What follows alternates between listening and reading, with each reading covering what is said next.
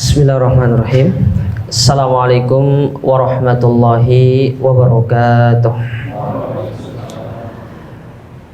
Alhamdulillahi ala ihsani wa syukru lahu ala taufiqihi wa amtinani wa asyhadu an la ilaha illallah ta'dziman li sya'ni wa asyhadu anna Muhammadan addai ila ridwani. Allahumma salli wa sallim wa ala alihi wa ashabihi wa ikhwani. Kaum muslimin wal muslimat, teman-teman sahabat Go Hijrah yang dirahmati dan dimuliakan oleh Allah Subhanahu wa taala. Alhamdulillah, kita bersyukur kepada Allah Azza wa Jal, di mana pada pagi hari yang berbahagia ini kita dikumpulkan di tempat ini dalam satu acara yang sangat baik tentunya. Dalam satu acara yang sangat positif, kegiatan yang sangat bermanfaat khususnya bagi kita para pemuda ya. Jadi kita semua yang ada di sini insya Allah pemuda ya. Ada yang sudah tua? Kalau ada yang sudah tua nggak apa-apa, dia campur sama pemuda jadinya muda sudah ya. Nabi SAW beliau pernah menyebutkan di dalam hadis yang mulia, dan hadis ini banyak ya, mengingatkan kepada kita tentang pentingnya seorang untuk benar-benar memanfaatkan masa mudanya dengan hal-hal yang positif, bahkan hal-hal yang bersifat produktif. Jadi bukan hanya masa muda itu dibiarkan berlalu begitu saja ya, hanya sekedar istilahnya dinikmati begitu-begitu aja, seperti slogan sebagian orang ya, orang-orang milenial sekarang yang mengatakan kecil dimanja, muda foya-foya, tua kaya raya, mati melebu surga katanya ya. Antum yang ikut manhaj ini atau bukan ya? Jadi slogan ini salah ya. Kenapa salah? Karena bertentangan dengan konsep syariat kita, terutama dari apa yang dinasihatkan oleh Nabi SAW kepada kita. Contoh misalkan ya, hadis Nabi SAW mengatakan iktanim homsan qobla homsin, manfaatkan 5 perkara sebelum datang 5 perkara. Nah, salah satunya apa? Syababaka qobla haramika, masa mudamu sebelum datang masa tuamu. Artinya Nabi ingin menyuruh kita manfaatkan masa muda dengan hal-hal yang produktif, yang baik, yang positif. Lebih-lebih ya, kita bisa mengisi masa muda kita itu dengan hal yang bersifat ibadah. Kenapa demikian? Karena jarang dari pemuda itu yang memikirkan tentang bagaimana dia menjadi seorang pemuda yang religius. Betul atau tidak? Jarang.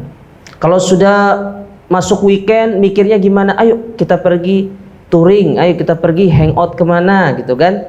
Jarang pemuda itu yang berpikir ya gimana nanti pas akhir pekan kita kajian di mana. Ya jarang yang seperti itu. Makanya jadilah antum ya orang-orang yang jarang itu. Karena sejatinya orang yang jarang itu memang adalah orang-orang yang melakukan ketaatan.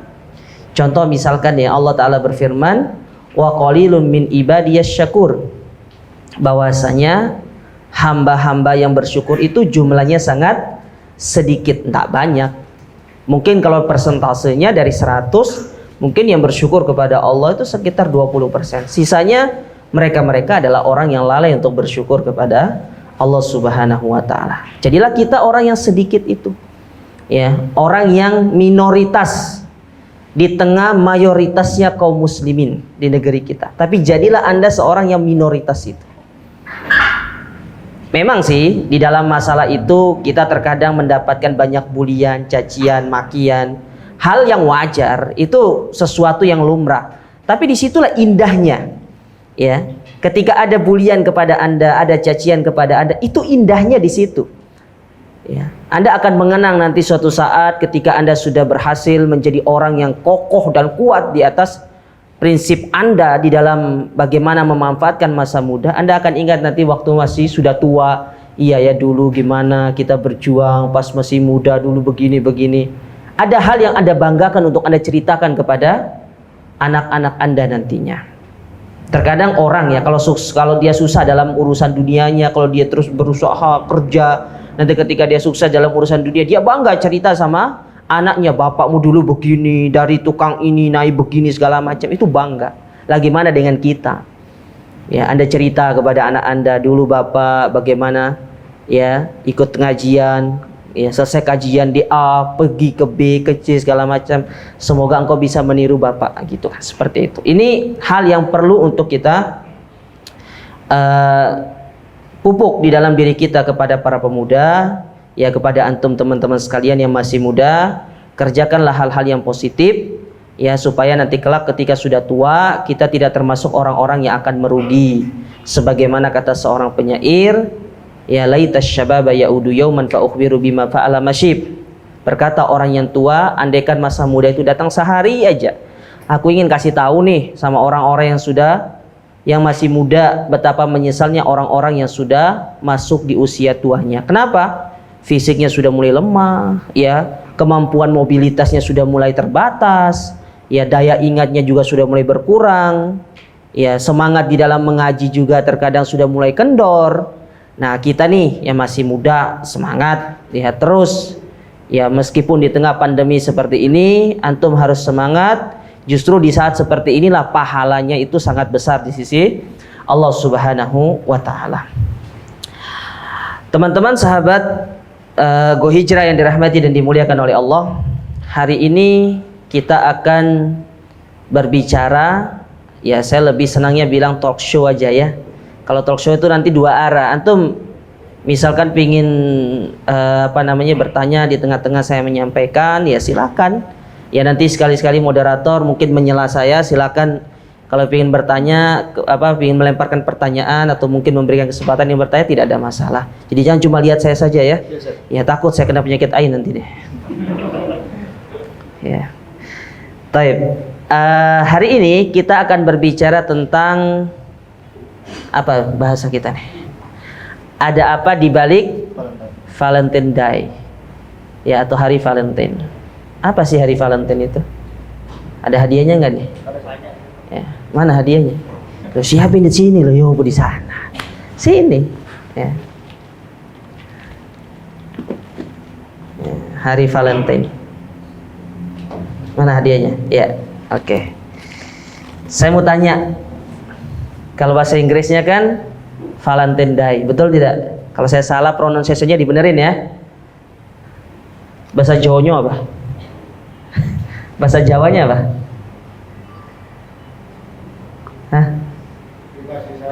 Hah? Indonesia itu Pak.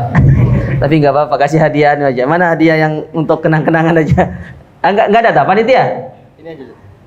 Loh, nggak ada yang lain? Lah itu apa? Kalau yang itu apa? Kipas. Atasnya masa? Atasnya masanya.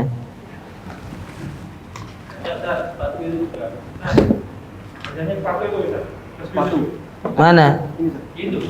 Oh, kan nanti itu sepatunya. Ada buat saya nggak?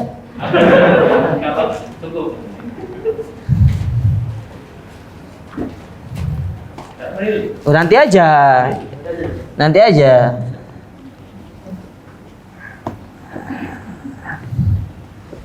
Ya, karena Bapak sudah jawab, saya kasih hadiah aja.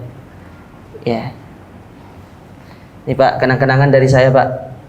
Iya, berkah insya Allah tangan Ustadz. Iya.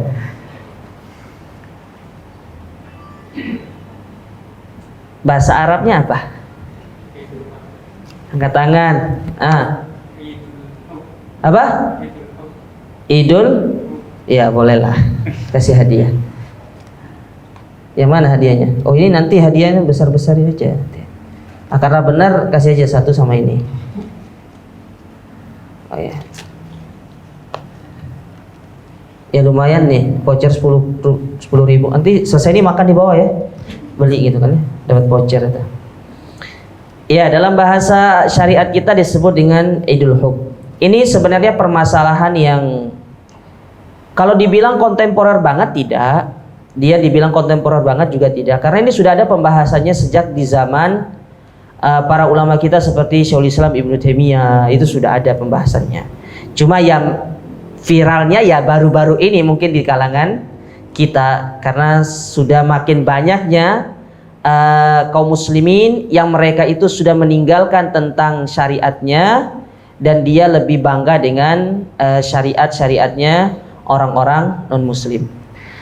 Teman-teman yang dirahmati dan dimuliakan oleh Allah, kita tidak akan berbicara secara sejarah ya terkait masalah ini, karena antum perlu pahami orang Romawi sendiri, orang Vatikan sendiri itu mengingkari tentang adanya hari Valentine itu sendiri. Jadi jangan kira orang Islam saja yang berikhtilaf, ya berselisih. Orang Nasrani juga ada ikhtilaf ulama di kalangan mereka. Ya, jadi ada ijma ulama mereka, ada juga ikhtilafnya. Ya. Kalau orang di dalam agama kita ada Syiahnya, mereka juga punya Syiahnya. Jadi jangan salah. Bahkan dalam bangsa jin juga ada jin Salafi, ada jin Haroki, itu ada. Yang suka berdemo juga ada, kok. Ya. Cuma antum udah pernah lihat aja gitu kan. Jadi tidak akan berbicara secara sejarah, tapi lebih ke arah bagaimana sih syariat memandang hari ini, hari Valentine ini, supaya kita yang mungkin mantan pelaku, ya, ataupun yang ingin jadi pelaku tapi ya nggak jadi, ya, ataupun mungkin yang kita ini memang dari sananya kita tidak ada giroh untuk melakukan hal yang demikian, dan ini sangat luar biasa sekali karena Nabi SAW pernah bersabda, innallaha yuhibbu asyabab laisa lahu sobwah. Allah itu senang kepada seorang pemuda yang pemuda itu tidak ada ketertarikan untuk melakukan kemaksiatan. Itu Allah senang sama pemuda seperti itu. Ya. Jadi dia melihat ini tidak baik, ya. Benar-benar dengan fitrahnya dia melihat ini tidak baik karena belum ada ilmunya, dia hanya melihat secara fitrahnya. Dia menganggap, oh ya tidak sesuai dengan fitrah kita, maka tidak dilakukan oleh pemuda tersebut. Allah senang sama pemuda-pemuda yang seperti ini. Lebih-lebih kalau memang kita membangunnya di atas ilmu, itu lebih baik. Teman-teman yang dirahmati dan dimuliakan oleh Allah, yang perlu antum pahami, ya, bahwasanya agama kita itu adalah agama yang sempurna. Ini sepakat ya semuanya ya. Islam adalah agama yang sempurna. Dan dalil yang menjelaskan tentang ini sudah sangat gamblang sekali, yaitu firman Allah Subhanahu wa taala dalam surat Al-Maidah ayat yang ketiga. Tatkala Allah taala berfirman, di tengah-tengah ayat tersebut Allah mengatakan, al-yauma akmaltu lakum dinakum wa atmamtu alaikum ni'mati wa raditu lakumul Islam madinah. Ya, pada hari ini, maksudnya itu hari Arafah. Ya, Allah turunkan ayat tersebut sebagai pertanda bahwasanya agama Islam itu adalah agama yang sempurna dan telah aku ridhoi Islam sebagai agama yang satu-satunya diterima di sisi Allah Subhanahu wa taala. Nah, ayat ini itu dikomentari sama Imam Ibnu Katsir di dalam tafsirnya. Antum bisa lihat nanti dalam tafsir Ibnu Katsir. Ya. Beliau menyebutkan tentang komentar ayat ini. Beliau mengatakan bahwasannya ayat ini merupakan ayat yang menjelaskan tentang kenikmatan Allah yang luar biasa. Apa di antara kenikmatan Allah yang luar biasa? Allah jadikan agama Islam itu sebagai satu-satunya agama yang sempurna. Karena agama sebelum agama Islam itu tidak sempurna. Makanya Islam itu datang untuk menyempurnakan agama-agama sebelumnya. Yang masih ada perubahan, yang masih ada apa istilahnya, kalau mungkin dalam negara kita ada amandemennya, kan ada undang-undang, kan kadang-kadang undang-undang ada amandemennya kan, ya, ada perubahannya. Nah, Islam datang untuk mematenkan nih, ya, syariat yang baku ini loh, ini Islam, ya. Kitab yang sempurna itu adalah Al-Quran.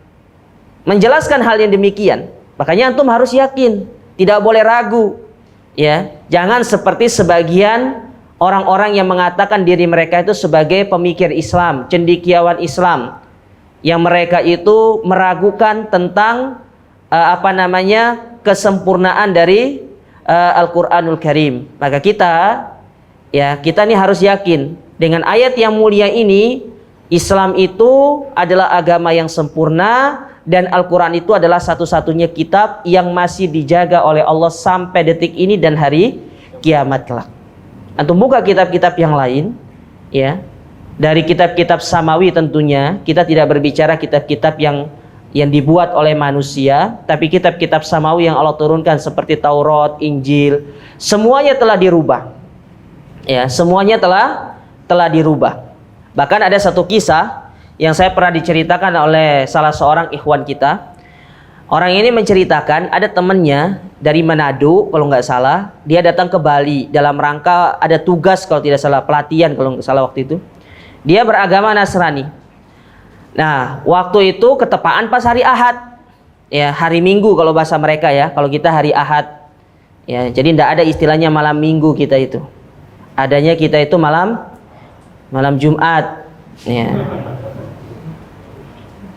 Jadi antum tidak boleh takut sama malam Jumat. Hati-hati malam Jumat, malam yang banyak setannya. Justru malam Ahad atau malam Minggu itu banyak setan bergentayangan itu. Lampu merah kiri kanan, astagfirullah itu kan ya. Makanya segera nikah. Biar ada yang digonceng di belakang itu. Ya. Nah, singkat cerita, karena dia ini adalah seorang yang taat gitu ya, bahasanya mereka, carilah dia gereja untuk melakukan sembahyang di hari Ahad itu, ya, untuk pergi apalah gitu. Akhirnya dia membawa kitab yang dia, Alkitab yaitu Injilnya dia itu, yang dia bawa dari Manado itu. Dia datang, pendetanya bilang, buka Injil Matius halaman sekian, dibuka. Ya, dibuka sama dia. Ternyata apa yang dibaca oleh pendetanya itu tidak sama dengan kitabnya dia. Ya, kok beda? Ya, dia mulai bingung. Terus ditanya sama di sampingnya, Bu, benar kan halaman sekian? Iya, coba lihat punya ibu, lo kok beda? Oh, punya kamu itu cetakan lama, ini cetakan baru. Harusnya logikanya begini berpikirnya. Namanya kitab suci itu tidak boleh dirubah tata letaknya, ayatnya. Ya, mau penerbitnya apapun, ayatnya kalau surat sekian, ayat sekian pasti bunyinya sama. Betul atau tidak? Harusnya seperti itu. Dia bingung. Loh, kok beda nomor ayat sama antara kitabnya dia dengan kitab yang satunya? Pendetanya bilang halaman sekian, tapi bunyi ayatnya tidak sama dengan yang dibaca pendetanya. Ternyata ayat yang dibaca sama pendetanya itu berada pada halaman yang berikutnya di kitabnya dia. Ya. Dari situ dia berpikir bahwasanya, wah, harusnya kitab suci itu tidak boleh dirubah. Mulailah dia mempelajari agama yang lain, sampailah dia membuka Al-Quranul Karim, dan dia dapati, dia beli tiga cetakan, dan dia dapati semua bunyi ayatnya sama meskipun cetakannya berbeda. Mungkin hanya tata letaknya saja yang berbeda. Ya, kalau cetakan Indonesia kan hampir tidak berbeda dengan cetakan Saudi, misalkan seperti itu. Ya, tapi surat, ayat berbunyi sama. Nah, ini saja satu fakta yang menjelaskan bahwasanya Islam itu adalah agama yang sempurna. Nah, kesempurnaan Islam itu mencakup segala aspek kehidupan, mulai dari yang besar sampai yang kecil. Mulai dari ibadah-ibadah yang besar seperti sholat, puasa, zakat, haji, dan semisalnya, sampai perkara yang kecil dan paling sepele di dalam agama kita. Seperti apa itu? Tata cara keluar masuk ke dalam kamar mandi itu diajarin. Antum cari dalam agama yang lain tidak diajarkan sama mereka. Ya. Tidak diajarkan sama mereka. Ya. Oleh karena itu, jangankan perkara-perkara yang yang sifatnya seperti hari perayaan, yang itu sudah menjadi perkara yang besar. Kalau perkara yang kecil saja diajarkan, apalagi perkara yang demikian maksud saya. Ya. Jadi Islam itu sudah mengatur semuanya. Sudah mengatur tentang bagaimana syariat ini sudah benar-benar disusun secara terstruktur. Mulai dari bangun tidur sampai tidur kembali itu semuanya telah diajarkan di dalam agama kita. Antum cari dalam agama yang lain itu tidak diajarkan. Bagaimana posisi tidur yang baik itu dalam syariat itu diajarkan sama Islam. Makanya kalau ada orang jarang bisa bangun sholat tahajud, bisa jadi karena dia tidak mengamalkan adab ketika dia tidur. Ya. Antum kan susah bangun sholat tahajud, bangun sholat malam. Ya, kecuali kalau ingin nonton bola biasanya semangat bangunnya. Alarmnya 4. Apa main nanti malam? Manchester City lawan Liverpool misalkan. Ya. Misalkan seperti itu, alarm jam 4, jam 4.15, jam 4.20. Ya, yang penting jangan sampai kelewatan gitu. Nah, pingin bangun sholat malam, apa yang menyebabkan kita susah bangun sholat malam itu? Yaitu tadi, karena adabnya tidak diperhatikan. Nah, kalau yang seperti itu saja diajarkan, apalagi yang berkaitan dengan hari raya atau perayaan di dalam agama kita, maka itu tentu lebih diperhatikan di dalam syariat kita. Makanya Abu Dzar Al-Ghifari radhiyallahu taala anhu pernah menceritakan. Siapa nama lain dari Abu Dzar? Angkat tangan. Siapa nama lain dari Abu Dzar? Yang akhwat saya mau tanya, tapi jangan googling ya. Google haram. Panitia tidak boleh angkat tangan. Siapa nama lain dari Abu Dzar Al-Ghifari? Ya jamaah. Ayo teman-teman. Akhwat, siapa nama lain dari Abu Dzar?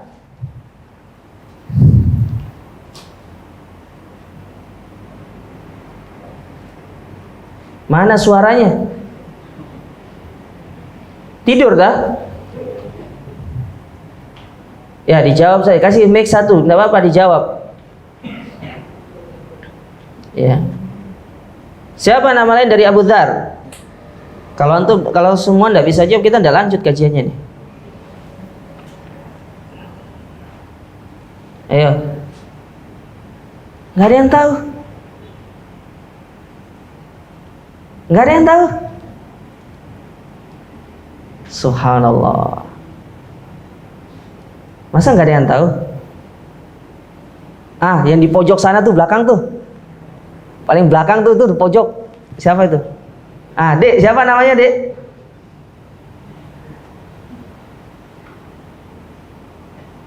Nggak ngomong deh. Siapa nama lain dari Abu Dzar? Nama lain dari Abu Dzar itu siapa? Jundub bin Junadah. Itu nama lainnya. Harus tahu jamaah. Ya. Nah, diceritakan oleh Abu Dzar Al-Ghifari, Jundub bin Junadah radhiyallahu taala anhu. Beliau pernah menceritakan, Nabi itu tatkala meninggalkan kami, tidak ada satupun melainkan semuanya telah dijelaskan kepada kami. Sampai burung yang mengepakkan kedua sayapnya itu telah dijelaskan ilmunya kepada kami. Ini menunjukkan bahwasanya syariat Islam itu sudah dijelaskan seluruhnya, ya, termasuk masalah perayaan atau hari raya yang ada di dalam agama kita. Disebutkan di dalam hadis Anas bahwasanya Anas menceritakan tatkala Nabi SAW mendatangi kota Madinah, maka Nabi mendapati kota Madinah, penduduk kota Madinah, mereka memiliki 2 hari raya, yang 2 hari raya tersebut mereka gunakan untuk mereka bersenang-senang dan bermain-main. Ya, namanya hari raya kita gunakan untuk bersenang-senang, untuk kita melakukan ya kesenangan lah, kita bergembira ria. Makanya pas hari raya itu tidak boleh puasa, dilarang untuk puasa, karena kita disuruh untuk menikmati. Ya, ada makanan, ya kita makan. Makanya kalau antum pergi ziarah ke rumah teman antum, ya kalau disuguhkan makanan, makan, jangan tidak makan. Ya, makanya jangan langsung pindah satu rumah ke rumah yang lain tuh selangnya sejam. Akhirnya antum tidak bisa makan banyak. Selangnya itu 3 jam gitu kan. Ya, nanti 3 jam lagi pergi, ya nanti di sini makan opor ayam, situ makan soto daging, nanti di rumah yang satunya makan rawon, ya pulang-pulang kolesterol nanti, ya cek kolesterol ternyata tinggi, ya. Maka tidak boleh kita puasa. Nah, ketika ditanya sama Nabi SAW, hari raya apa ini? Maka mereka menyebutkan 2 hari raya tersebut.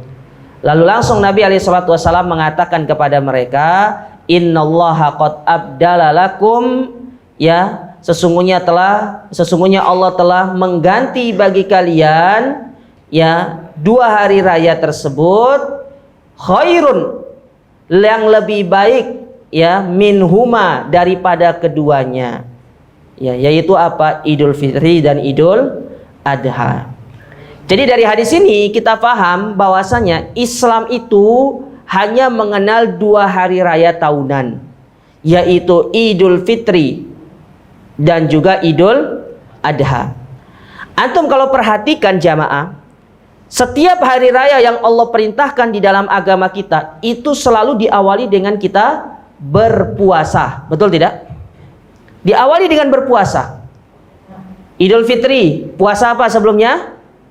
Ramadan. Idul Adha, puasa apa sebelumnya?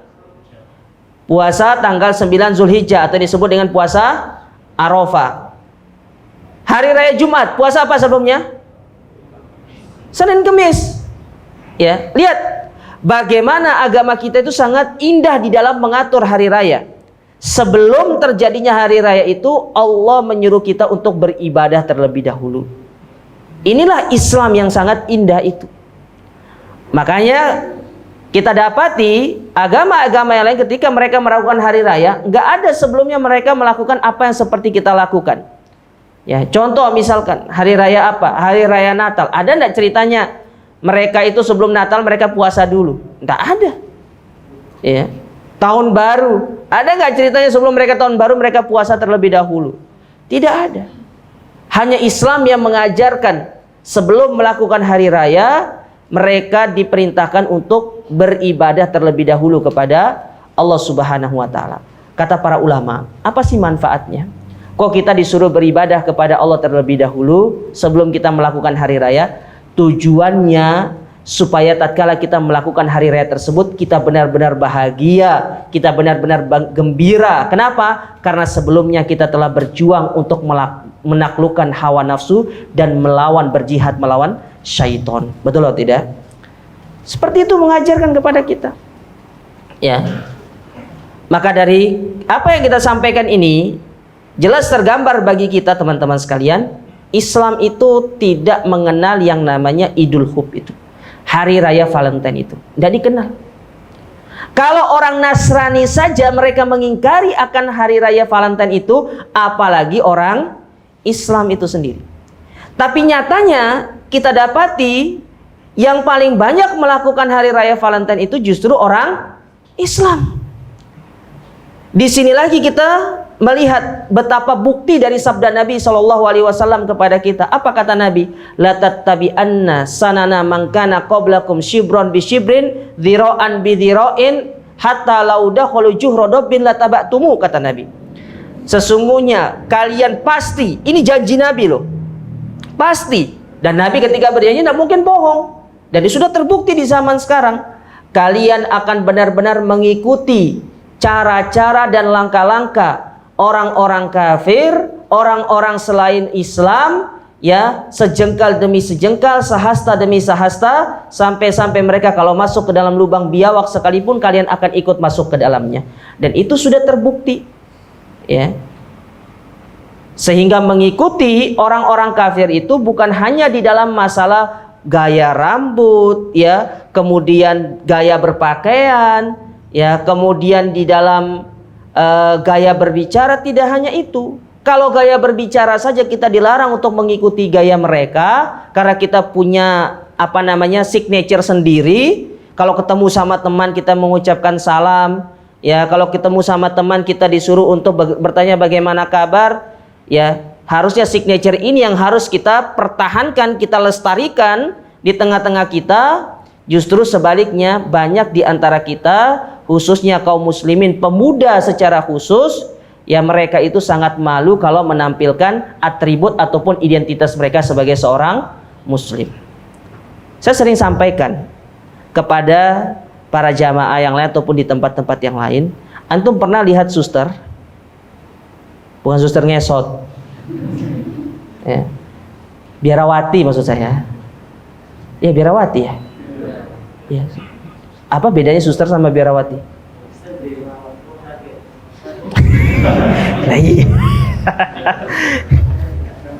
Nah, maksudnya yang kan ada yang pakai pakaian hitam putih, ada yang pakai yang biru-biru atau putih-putih itu, ya toh? Yang apa namanya? Yang ada belakang-belakang itu loh, ya.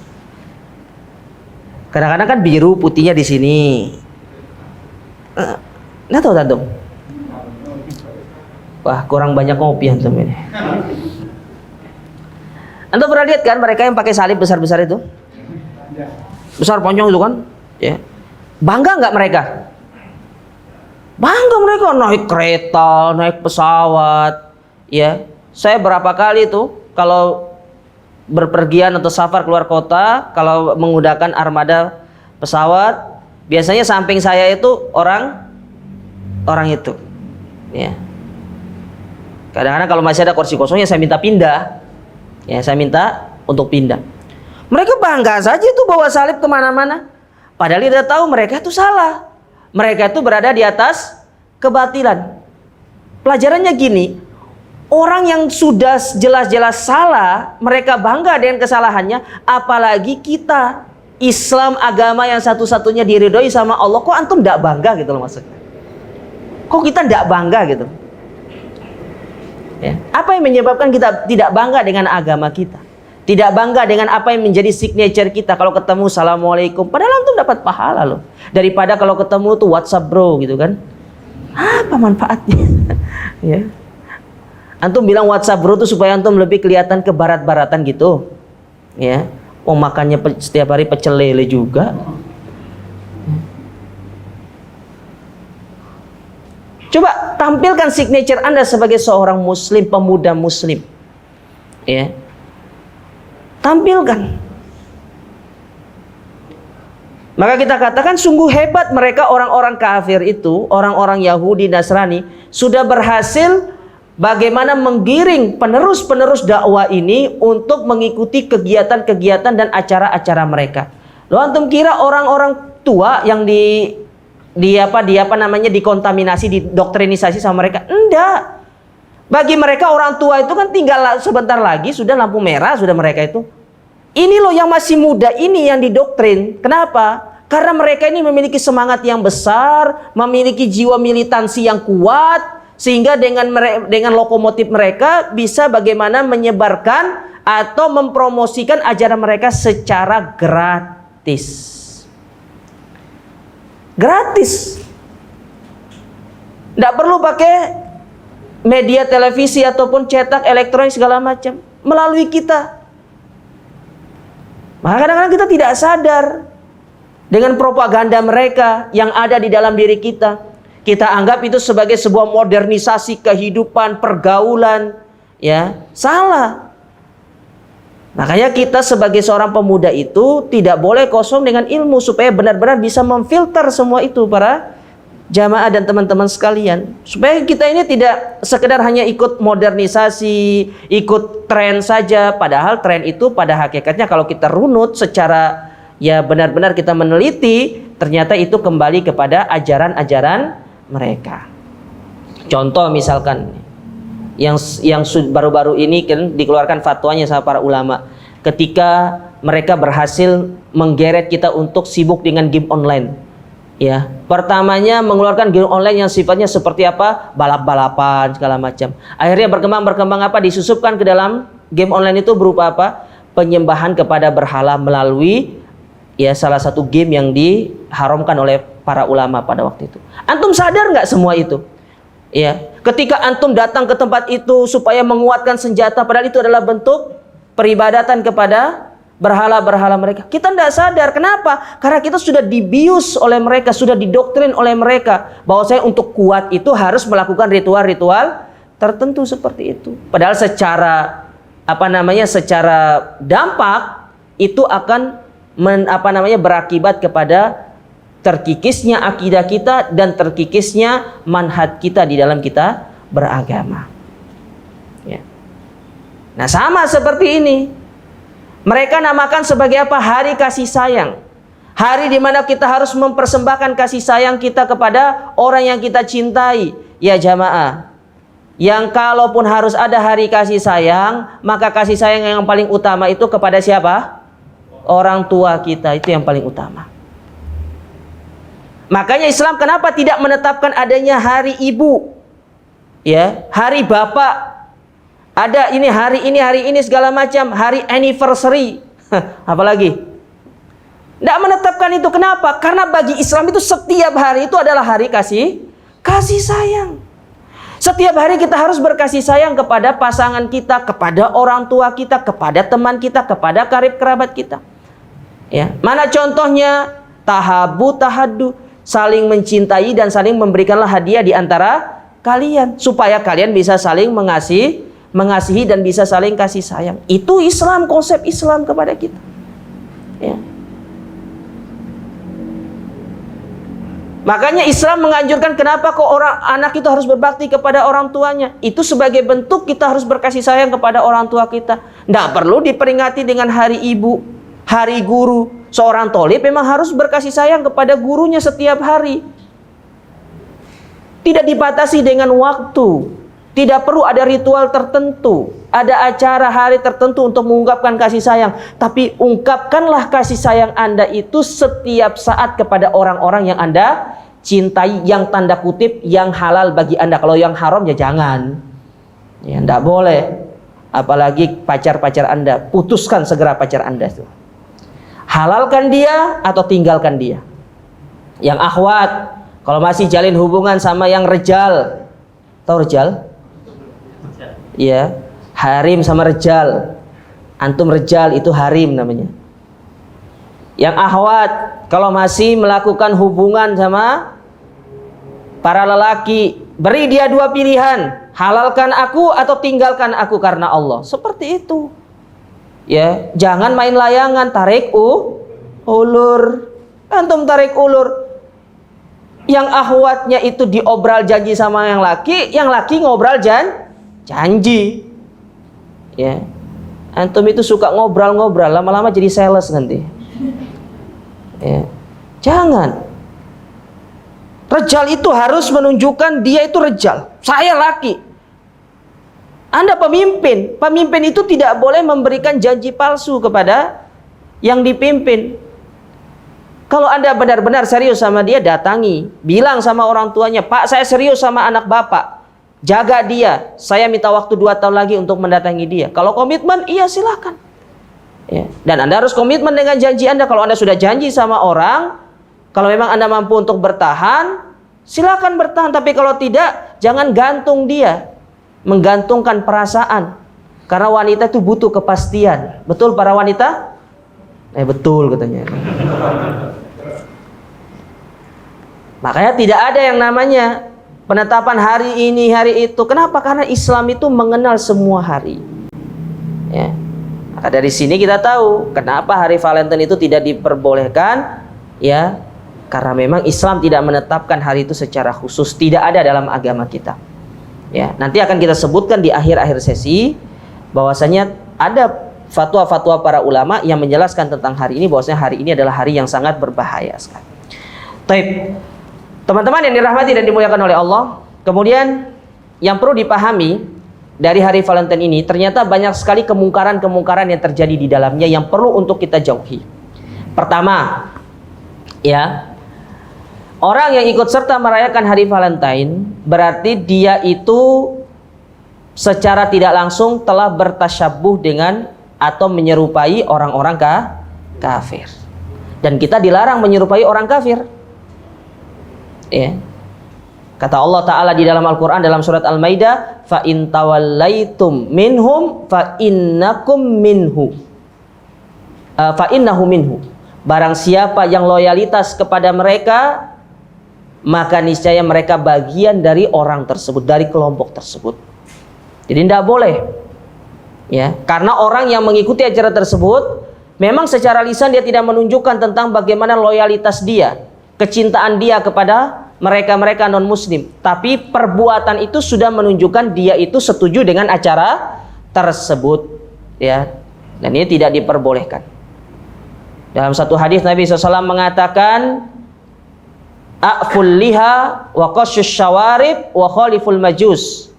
Peliharalah jenggot, ya, kemudian tipiskan kumis dan selisilah orang-orang majusi.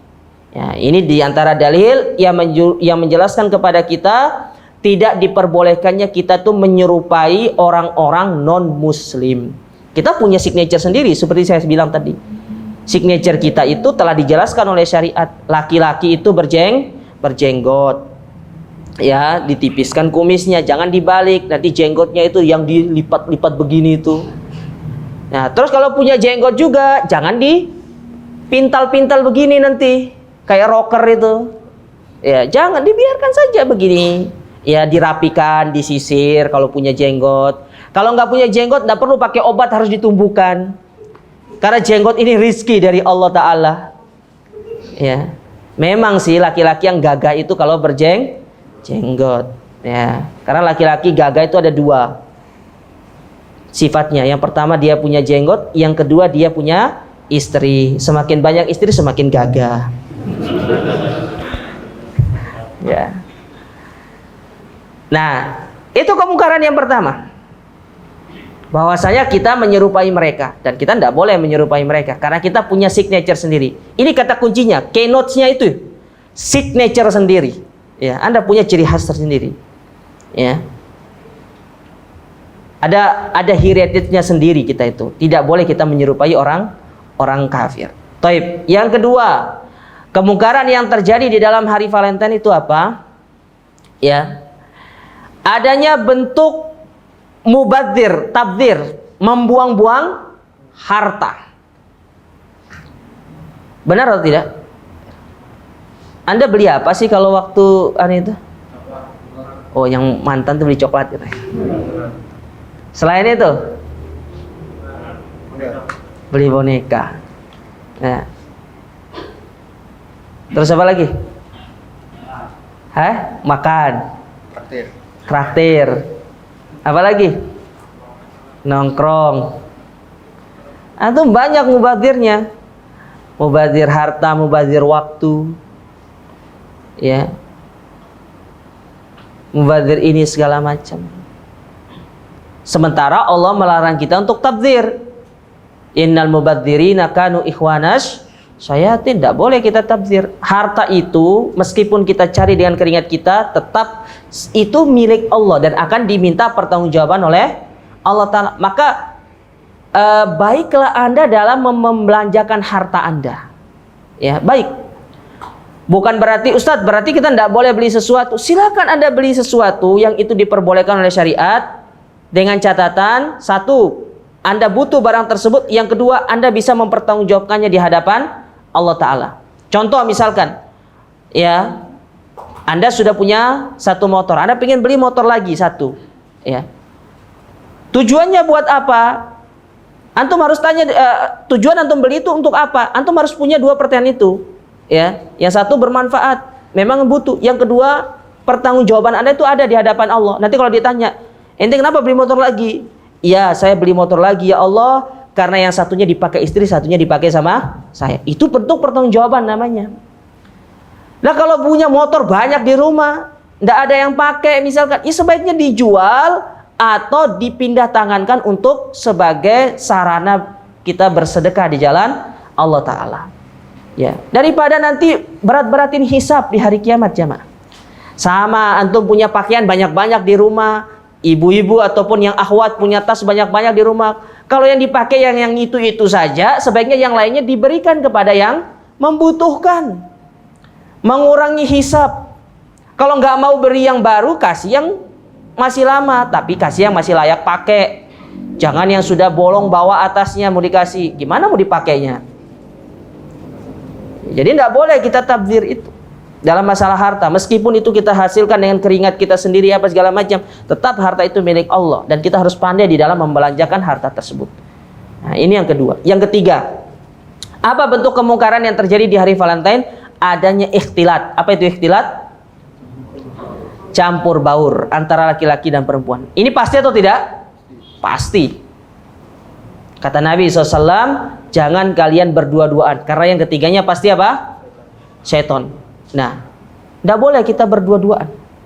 Kalau sudah berdua-duaan, pasti berpegangan tangan. Ya. Dan engkau menyentuh kulit yang bukan mahrammu, itu bahaya. Bahkan Nabi mengatakan seorang pemuda lebih baik ditusuk kepalanya dengan paku daripada harus menyentuh kulit yang bukan mahramnya. Ustaz, tapi saya tidak nyentuh kulitnya, saya pakai alas Ustaz. Jadi tangan akhwatnya itu ditutup dengan jilbabnya, ya sama saja. Ya, jangan. Ya. Tidak boleh.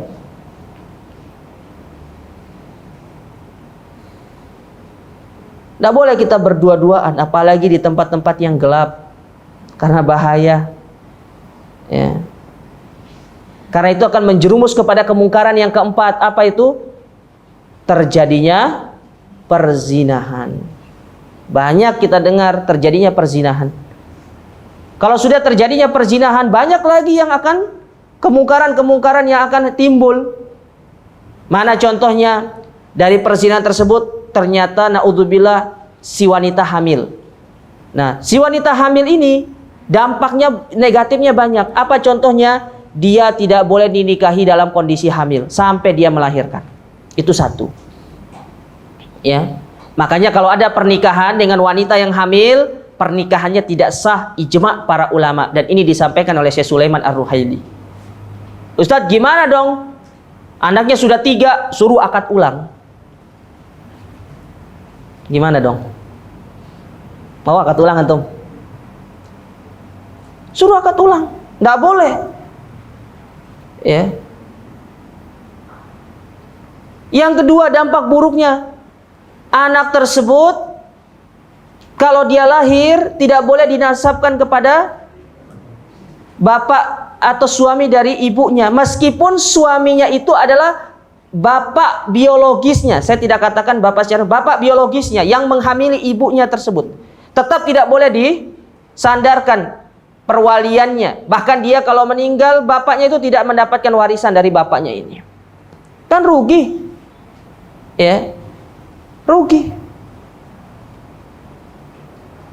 Kalau nikah tidak boleh diwalikan, tidak harus pakai wali hakim. Ini betapa banyak yang seperti itu terjadi.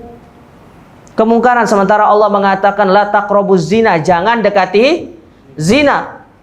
Maksudnya jangan dekati zina itu apa? Kalau dekatinya saja tidak boleh, apalagi melakukan.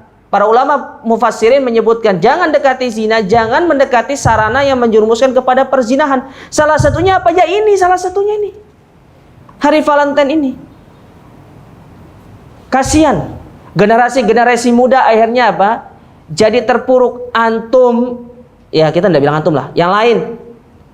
Pemuda yang lain kalau sudah menghamili anak orang, kepikiran. Yang ujung-ujungnya nanti kalau dia tidak mau bertanggung jawab, akhirnya disuruh gugurkan. Tapi kalau tidak mau digugurkan, betapa banyak kita lihat berita membunuh pasangannya karena ketahuan hamil. Betul atau tidak? Banyak. Sudah dosa besar perzinahan, membunuh lagi. Subhanallah. Makanya kurang apa Islam itu mengajarkan kepada kita? Luar biasa. Ya.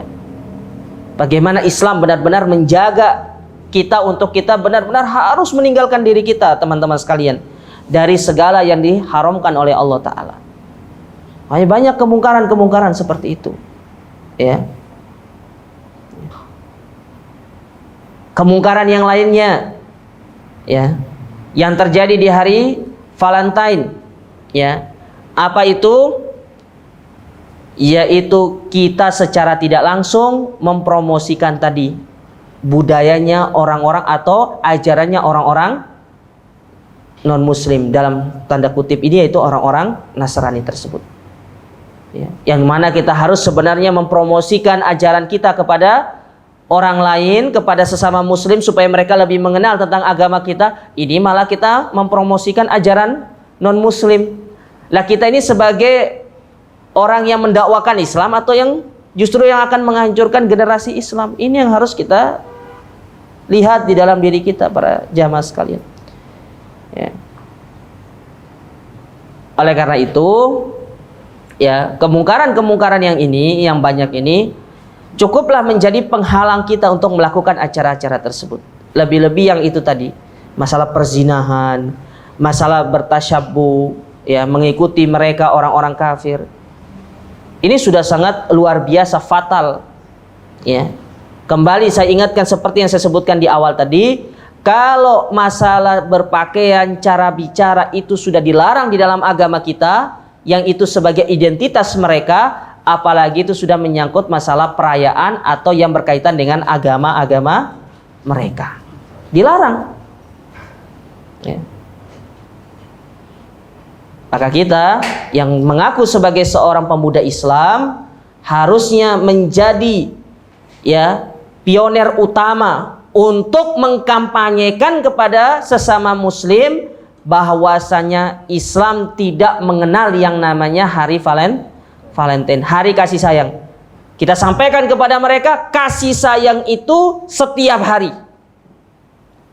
Antum buat hashtag, buat status di Facebook dimanapun. Islam tidak mengenal hari raya Valentine. Islam mengenal hari kasih sayang itu setiap hari.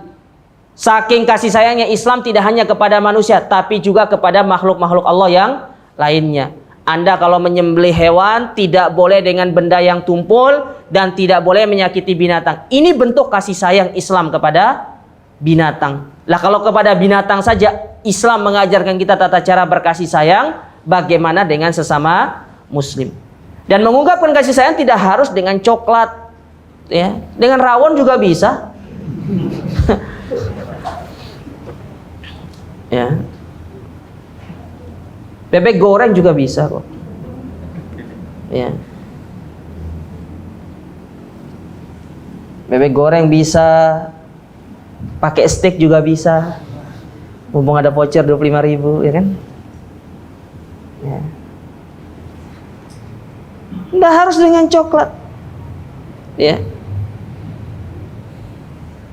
Anda menunjukkan kasih sayang kepada orang itu tidak harus dengan semua itu.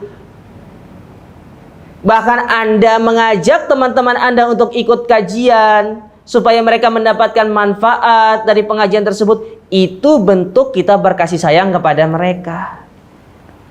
Karena kita tidak ingin mereka itu terjerumus ke dalam perkara yang dilarang oleh agama dan mereka berada di atas rel yang benar di dalam mereka menjalankan agama yang mulia ini. Kan begitu. Ya. Makanya untuk mengungkapkan kasih sayang itu Islam mengajarkan berbagai macam cara. Banyak caranya. Udah harus tanggal 14 ya? Iya. Benar 14. Kan ada yang bilang 13. Ya, harinya saja ikhtilaf mereka. Udah harus pada tanggal 14, tidak harus pada tanggal ini segala macam. Setiap hari 365 hari Anda harus menunjukkan kasih sayang Anda kepada saudara-saudara Anda, kepada teman Anda, kepada pasangan Anda, kepada keluarga Anda, kerabat Anda, terutama kepada kedua orang tua Anda. Tunjukkan kasih sayang Anda kepada mereka. Nah, di antara bentuk menunjukkan kasih sayang yang sempurna itu adalah dengan memegang tangan mereka, mengajak mereka bersama-sama untuk masuk ke dalam surga Allah Ta'ala. Itu kasih sayang yang sempurna. Ya. Kita jarang terfikirkan. Ya. Kadang yang terfikirkan dalam diri kita bentuk kasih sayang itu ketika seorang bapak ibu menurutkan apa yang diinginkan oleh anaknya. Betul atau tidak?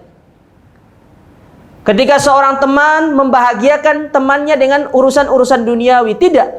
Tapi kasih sayang yang sempurna itu ketika Anda memegang tangannya, membawa mereka ke dalam surga Allah Ta'ala bersama-sama. Itu kasih sayang yang sempurna. Dan itu yang dilakukan oleh Nabi SAW kepada para sahabatnya. Dipegang tangannya, masuk bersama-sama kita ke dalam surga. Ya. Saling berpangku, kita saling memegang tangan, berjalan bersama-sama, kita ajak mereka. Itulah implementasi dari hadis Nabi SAW yang mengatakan, la yu'minu ahadukum hatta yuhibba li akhihi ma yuhibbu li nafsi.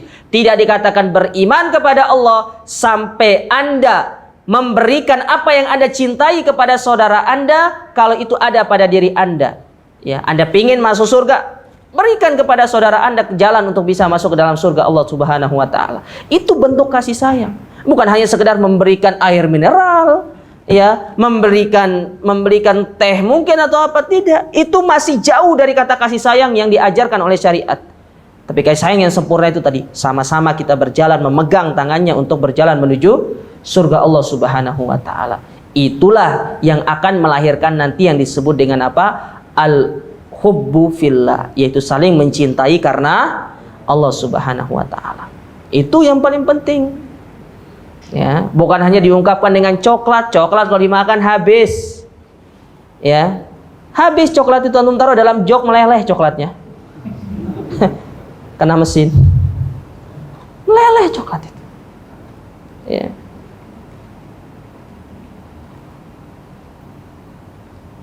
Itulah namanya kasih sayang. Seorang suami kasih sayang kepada istrinya. Bagaimana bentuk kasih sayangnya? Ajak istri itu untuk sama-sama masuk ke dalam surga. Orang tua sayang kepada anaknya, ajak anak itu sama-sama masuk ke dalam surga. Ya. Bukan disuruh jalan sendiri-sendiri. Masalah uripmu dewe-dewe. Enggak. Sama-sama. Itu namanya kasih sayang. Ya.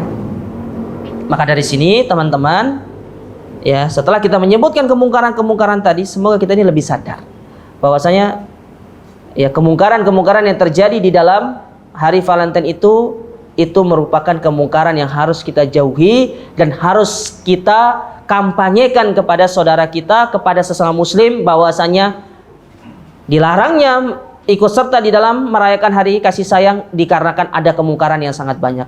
Bila perlu antum tulis di status-status antum, tidak menerima komentar, matikan komentarnya. Kalaupun harus antum membuka komentar, jangan dijawab. Cukup antum sampaikan. Orang mau terima atau tidak, orang mau ya respect kepada Anda atau unrespect kepada Anda, itu urusan mereka. Yang penting Anda sampaikan supaya mereka itu lebih sadar dan terbuka wawasannya tentang hakikat dari sebenarnya perayaan hari Valentine tersebut. Kemudian teman-teman yang dirahmati oleh Allah, yang ingin saya sampaikan, di antara fatwa-fatwa para ulama, ya, saya tidak ingin menyampaikan yang dulu-dulu. Kalau Syekhul Islam misalkan, itu ucapan-ucapan mereka ngeri sebenarnya dalam masalah ini. Saya ingin ambil yang belakang-belakang saja. Contohnya seperti Syekh Muhammad bin Shalih Al-Utsaimin. Beliau pernah mengatakan dalam kitab Majmu' Fatawa beliau, di antara sebab kenapa hari Valentine itu diharamkan atau dilarang di dalam agama kita, salah satunya karena itu merupakan perayaan yang sifatnya diada-adakan, ya, sifatnya mengada-ada. Bukan hanya mengada-ada dalam agama kita, tapi juga mengada-ada di dalam agamanya orang-orang Nasrani. Ya, secara logika saja, kalau orang Vatikan menolak itu, apalagi kita, kan seperti itu harusnya. Kalau sesama golongan saja mereka menolak, apalagi kita yang bukan dari golongan mereka, lebih harus kita menolak. Kok mereka yang menolak produknya mereka itu, kita yang memakai produknya mereka? Kan aneh. Ya. Aneh. Ya. Nah, ini ucapan Syekh Muhammad bin Shalih Al-Utsaimin. Adapun ucapan Lajnah Daimah misalkan dalam kitab dalam kumpulan fatwa-fatwa mereka, ya, mereka mengatakan bahwasanya acara hari raya Valentine ini termasuk penyebaran syiar mereka secara gratis. Dan menyebarkan syiar orang non-muslim secara gratis itu hukumnya terlarang di dalam agama kita. Ya. Kalaupun secara bayar saja itu tidak boleh, apalagi secara gratis. Mana contoh secara bayar? Nih, saya kasih contoh secara bayar. Anda kerja di satu perusahaan. Anda kan digaji, betul tidak? Tapi dipersyaratkan Anda itu untuk menggunakan atribut mereka. Itu bayar secara, itu namanya promosi secara bayar karena Anda digaji. Itu tidak diperbolehkan, ya.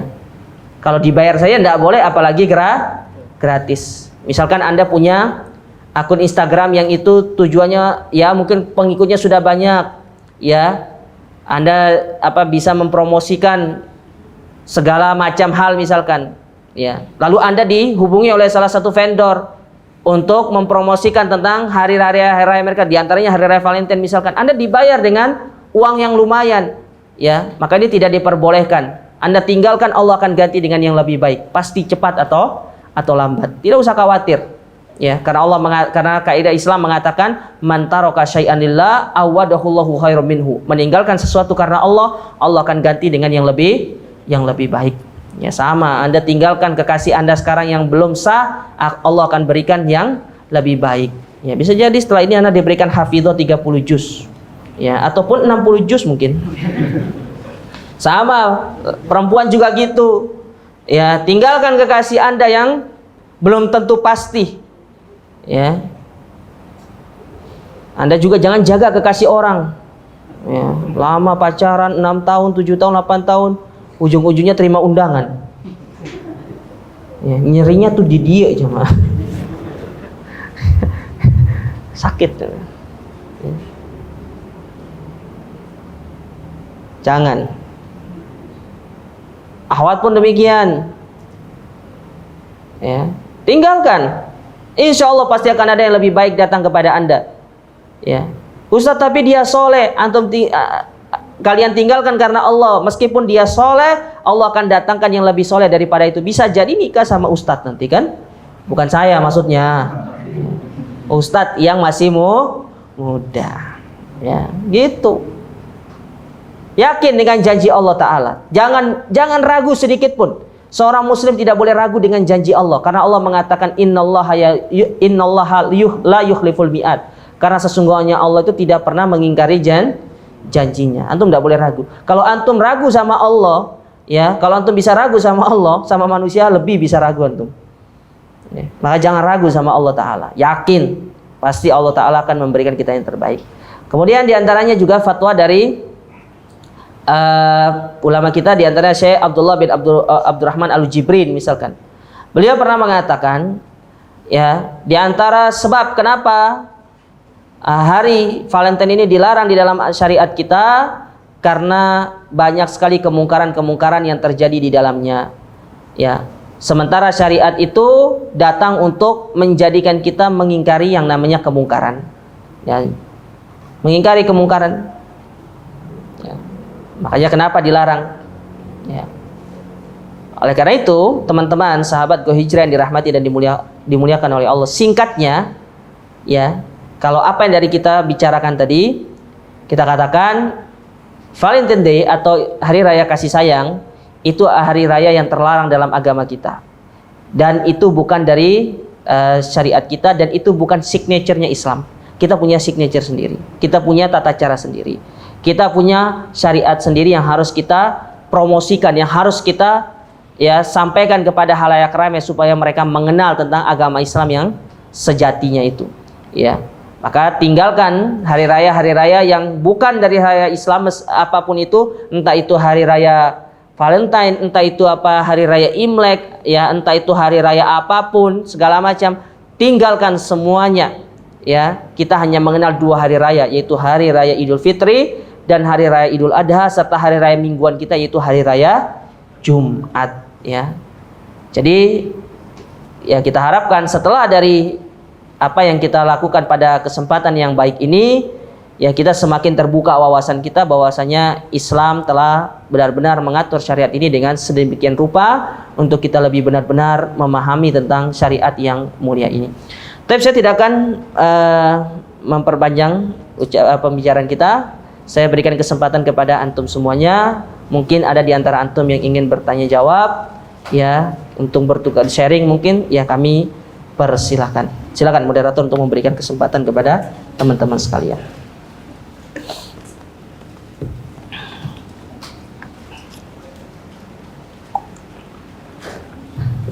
Barangkali ada yang saya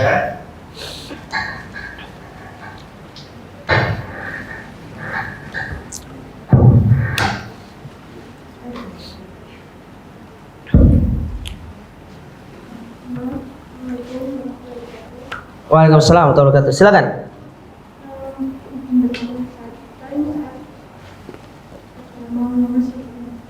Biasanya itu ada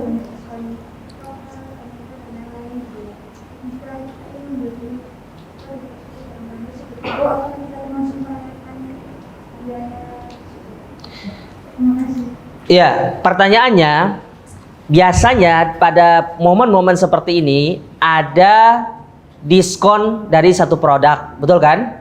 Biasanya seperti itu, ya. Apalagi di marketplace itu banyak, ya. Beli ini, ya, diskonnya begini. Ya, bagaimana hukumnya membeli diskon, membeli barang, ya, yang ada diskonnya itu, tapi niatnya itu bukan untuk hari itu, Mbak, ya. Ya, di sini kita pecah jadi 2. Yang pertama, kalau niatnya memang benar-benar mengejar diskon untuk hari raya tersebut, hukumnya secara ijma ulama terlarang.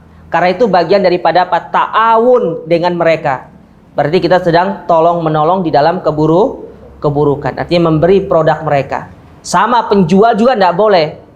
Ya, tidak boleh menjual atribut-atribut yang itu mengidentikan perayaan-perayaan mereka. Itu tidak diperbolehkan. Ya, kecuali kalau diskon hari raya Idul Fitri, Idul Adha boleh, nggak masalah, silahkan. Karena itu adalah hari raya kita. Atau diskon ya pra Ramadan, pasca Ramadan, ya tidak ada masalah. Yang penting itu berkaitan dengan hari raya kita. Tapi kalau hari raya mereka itu tidak diperbolehkan, baik kita membeli ya ataupun kita menjual dengan sengaja. Nah, kalau tidak sengaja bagaimana hukum? Maksudnya tidak ada niatan, kita ingin beli, tapi kita tidak tahu ternyata itu adalah diskon. Ya, kita pergi ke satu minimarket, ya kita misalkan ingin makan coklat, kita ambil coklatnya, kita tidak tahu ternyata coklat yang kita beli itu diskon memang. Ya, khusus untuk memperingati hal tersebut, maka kita katakan para ulama di sini ada dua sifatnya. Kalau Anda masih bisa menunggu untuk hari esok membelinya, itu lebih bagus sebagai bentuk berhati-hati. Tapi kalau Anda tidak bisa nunggu, misalkan harus makan sekarang, kalau takutnya tidak makan sekarang nanti mati misalkan, ya tidak apa-apa beli. Karena niat awal Anda bukan untuk mengejar diskon tersebut. Bisa dipahami ya? Anda kan tidak tahu kalau itu ternyata diskon. Tapi sebenarnya kita sudah bisa memprediksi mana barang-barang yang apa? Itu didiskonkan untuk memperingati hari raya tersebut. Maka beli yang semisal dengan itu. Biasanya kan kalau hari raya ini coklatnya kalau tidak salah itu apa? Ya, Queen itulah. Ya. Ya. Queen. Nah, itu kan. Antum beli yang semisal dengan itu kan masih banyak, betul tidak? Ya. Yang semisal dengan coklat itu kan masih banyak. Beli aja yang semisal dengan itu. Ya, ini lebih selamat. Karena menjaga diri dari perkara-perkara yang demikian, ya itu lebih diutamakan di dalam syariat kita. Tapi kalau antum meninjau secara syariat nih, antum datang, antum ingin beli itu, antum tidak tahu ternyata dia diskon, diberikan diskon, ya tanpa antum baca segala macam, ini ada potongannya, padahal setahu antum harganya segini, pas antum bayar ternyata diskon, maka itu tidak ada masalah. Karena niat awal Anda itu bukan untuk mengejar diskon tersebut. Bisa dipahami ya? Ya. Tapi kalau Anda bisa mendapatkan yang semisal dengan itu dalam rangka menjaga diri, itu lebih bagus. Ya. Itu lebih bagus. Nah, sekarang nih kita beralih ke market online. Bagaimana kalau pas online biasanya kan ada kode-kodenya, betul tidak? Nah, bagaimana caranya Ustadz? Ya jauh, nggak usah pakai kodenya, beli saja barang tersebut tanpa menggunakan kodenya. Ya, Ustadz dong lebih mahal, ini lumayan diskon 30%. Allah ganti uang antum, itu nggak usah khawatir. Ya, eman banget sih sama diskon 30% doang. Beli, nah masalah Allah ganti. Kalau memang Anda butuh barang tersebut, nggak usah pakai diskon tersebut, nggak usah pakai kode-kode yang menunjukkan tentang hari raya tersebut. Karena kalau meskipun itu hanya sifatnya sebagai kode, tapi karena itu pas momennya pada hari raya tersebut, maka ini dikatakan sebagai bentuk ta'awun alal itsmi wal udwan. Bisa dipahami para jamaah sekalian? Ya, ini jawabannya. Jadi bisa dipecah ya. Ya, kalau secara sengaja hukumnya terlarang, tapi kalau tidak sengaja, kalau memang itu tidak tahu, maka ya itu tidak ada masalah. Tapi lebih baik mencari produk yang semisal dengan itu untuk benar-benar menjaga diri kita itu lebih selamat. Wallahu taala a'lam. Ada lagi? Silakan. Yang belakang dulu. Yang belakang dulu. Karena angkat tangan paling belakang dulu. Silakan. Bismillahirrahmanirrahim. Oh ya, dapat tadi. Assalamualaikum Ustaz. Kasihkan hadiah. Sebentar. Ini yang bertanya dapat hadiah. Ini, tolong dikasihkan hadiahnya. Silakan. Masih ada 3 hadiahnya ini. Iya. Ini apa hukumnya kurir yang mengantar paket pada hari-hari raya, Ustaz? Misal parcel, angpau atau semisal dengan yang berkaitan dengan perayaan orang-orang non-muslim. Kalau saya pribadi melihat dari fatwa para ulama, ya sebaiknya menjaga diri itu lebih baik. Saya sarankan Anda yang bekerja sebagai kurir, khusus hari itu sebaiknya Anda offline dulu, menjaga diri, ya, itu lebih utama, lebih selamat. Ustadz, hari ini biasanya banyak Allah ganti dia kemudian hari. Menjaga akidah itu lebih utama, lebih penting, ya. Meskipun sebenarnya transaksinya adalah transaksi jasa sih sebenarnya, karena kan dia membayar jasa. Itu juga berlaku pada hari-hari yang lainnya sebenarnya, kan kita tidak tahu, ya, kita tidak tahu juga, ya.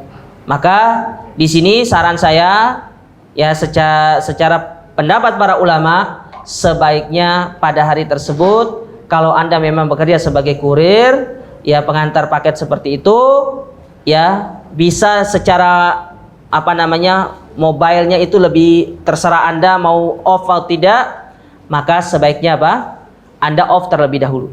Terus bagaimana Ustadz kalau seandainya saya kerja di satu jasa ekspedisi yang itu mau nggak mau saya harus mengantarkan?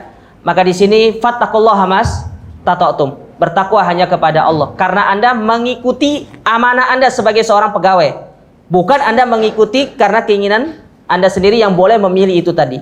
Kan bedanya pengantar online yang sifatnya online itu kan, sama yang jasa seperti ekspedisi, ya kita tidak usah sebutkan mereknya karena nanti bagian daripada promosi, ya, kita juga nggak dibayar kok kan, ya, itu beda hukumnya, ya.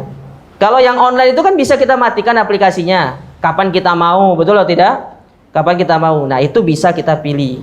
Sementara kalau kita kerja di salah satu ekspedisi yang nggak mau pada hari itu kita harus mengantar, dan ternyata kebetulan ada di situ adalah barang paket yang sifatnya adalah untuk hari raya itu, maka bertakwalah hanya kepada Allah semampu kita, bertakwa kepada Allah semampu kita, dan kita meminta ampunan kepada Allah Subhanahu wa Ta'ala. Ya, itu mungkin kira-kira jawaban yang bisa saya berikan. Kalaupun Anda diberikan misalkan, ya, kalau pas pengantar diberikan tips, maka sebaiknya tidak usah terima, ya, sebagai bentuk menjaga izah kita sebagai seorang muslim. Taib, wallahu taala a'lam. Silakan, ada lagi yang ini, silakan kasih mic-nya. Jadi satu perempuan, dua laki-laki, karena kan gitu kan. Ya, silakan. Ada dua tema. Iya. Bagaimana ketika seorang akhwat menyadari dia sudah wajib menikah? Iya. Karena khawatir dia mendekati zina. Namun orang tua tidak bersetuju untuk menikah. Apakah boleh akhwat tersebut menjalani ta'aruf tanpa setujuan orang tua? Dan bagaimana cara menyampaikan jika akhwat tersebut belum mendapati izin orang tua? Iya, seorang akhwat ingin menikah karena takut nanti terjatuh dalam perzinahan, ya.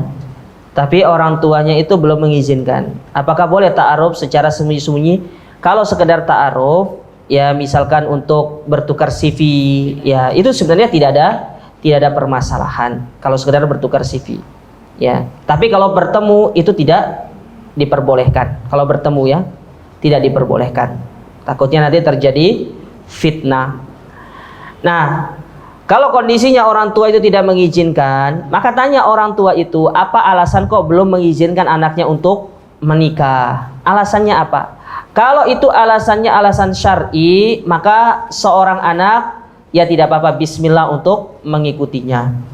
Tapi kalau itu alasannya alasan non syar'i, maka si anak harus menasihati orang tuanya, dan orang tua tidak boleh keras pada prinsipnya. Kalau orang tua melarang anaknya yang bukan udzur syar'i untuk menikah, dia terjatuh ke dalam perbuatan dosa karena melarang orang melakukan ibadah kepada Allah Subhanahu wa Ta'ala. Ini pentingnya orang tua itu harus ngerti. Apalagi anak perempuan itu harus segera dinikahkan, karena anak perempuan ini sangat berat untuk kita jaga, ya. Nabi SAW mengatakan, idza kharajatil mar'atu baitaha, kalau seorang laki-laki perempuan keluar dari rumahnya, istasrafa syaiton, maka syaiton akan menghiasi dia sebagai sasaran untuk dilihat oleh laki-laki yang memandang dia. Maka ini nasihat kepada orang tua.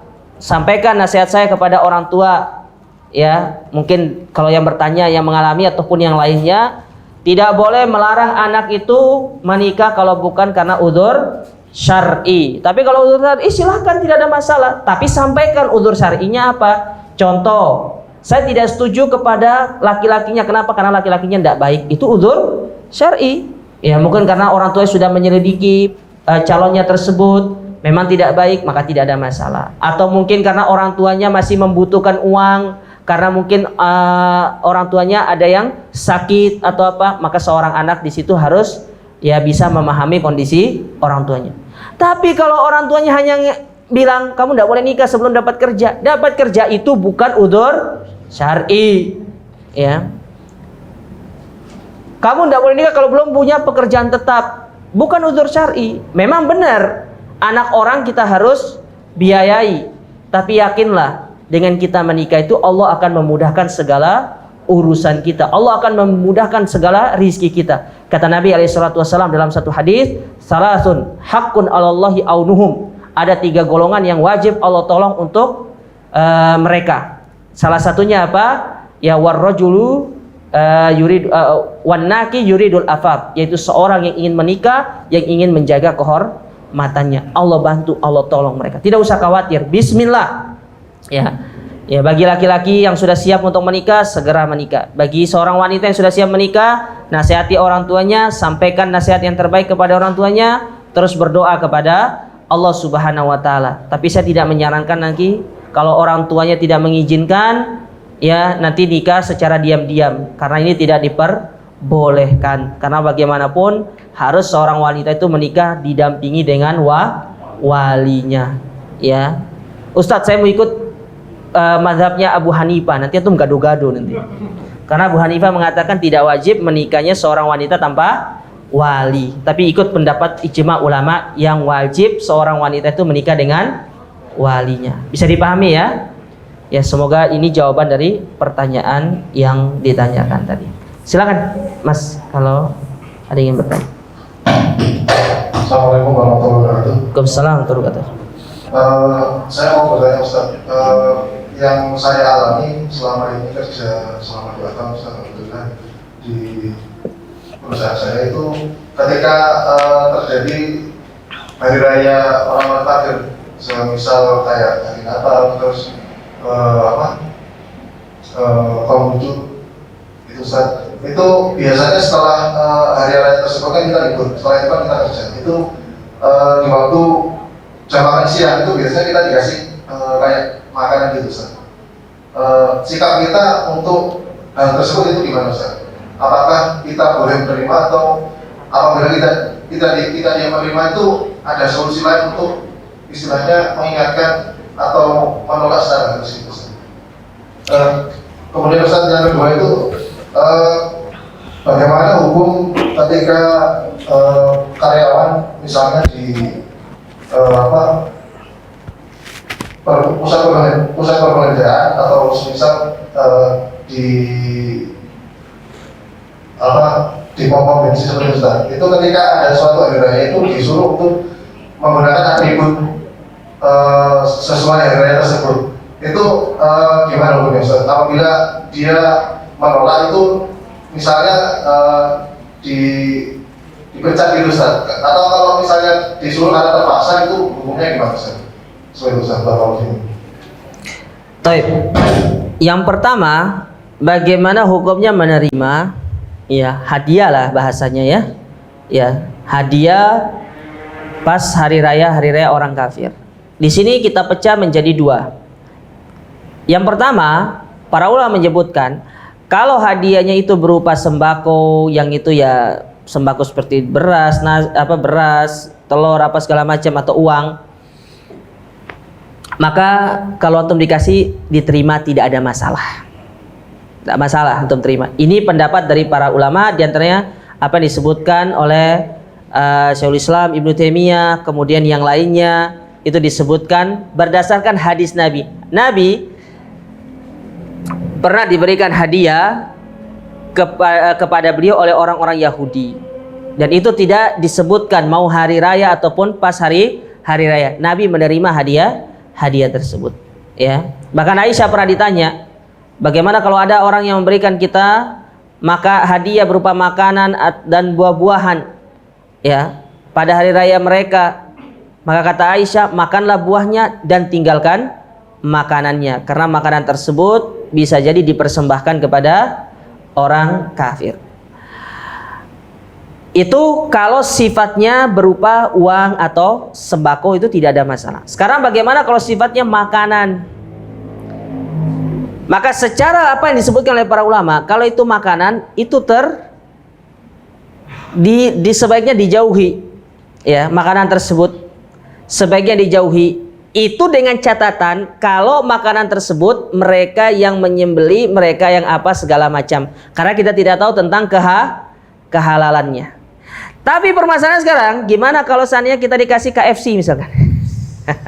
Makanannya KFC, boleh tidak?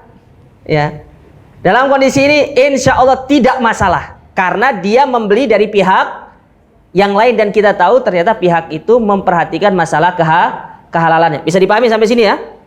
Kalau tetangga antum datang ngasih makanan yang dia buat, tidak boleh dimakan, harus ditinggalkan.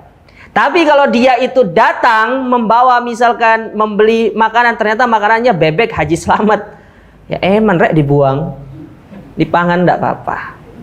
Karena antum tahu dia itu membelinya di mana. Bisa dipahami ya? Antum tahu membelinya di mana. Ya, ini tidak ada masalah. Karena sekarang ini kita sudah banyak ada jasa-jasa yang menyiapkan makanan untuk kita beli. Tidak seperti di zaman dahulu. Kalau di zaman Nabi dahulu yang membuat makanan memang mereka rata-rata orang-orang non muslim kalau mereka ketika acara mereka. Ini bisa dipahami ya? Ini kalau sifatnya hadiah. Jadi tidak masalah Anda kerja di satu perusahaan, diberikan angpau karena pas hari raya tahun baru Imlek, ya kan lumayan angpaunya 20 juta misalkan, terima aja, tidak ada masalah. Kan bisa buat modal kawin lagi, ya kan? Ya. Baik. Sekarang pertanyaan kedua. Gimana kalau seorang karyawan dia kerja di satu perusahaan atau di suatu tempat kerja yang diharuskan untuk menggunakan atribut orang-orang non-muslim? Di sini perlu diperinci. Yang pertama, kalau dia sifatnya hanya sekedar anjuran, tidak dipakai juga tidak apa-apa, dipakai dapat reward misalkan, maka tidak usah dipakai. Kalau memang tidak ada punishmentnya, bisa dipahami ya? Sedangkan yang kedua, kalau misalnya dia tidak pakai, sifatnya paksaan, tidak mau dipakai. Kalaupun tidak pakai, nanti akan mendapatkan SP1. Kalau hanya masih sekedar SP1, maka tidak usah memakai, tidak ada masalah. Ya. Sedangkan sifat yang ketiga, kalau sekiranya dia tidak memakai, dia akan dipecat, ya. Maka di sini jawaban saya kembali kepada kondisi orang tersebut. Ya. Kalau orang tersebut ya dia yakin dengan janji Allah, sebaiknya dia keluar pada pekerjaan tersebut, cari dengan yang lebih baik. Tapi kalau dia masih membutuhkan pekerjaan tersebut, maka saya menganjurkan sebenarnya saran antum sebaiknya cuti saja pada hari itu. Bisa dipahami? Cuti. Anda menghindar secara harus karena Anda masih butuh masalahnya. Bisa dipahami ya? Anda masih butuh. Anda sebaiknya cuti, ngajukan surat cuti untuk hari tersebut, ya. Atau mengajukan surat apa? Tidak apa-apa, sakit. Ya mungkin karena sakit gigi ya, namanya sakit kan? Ya, sakit tidak masalah. Ya.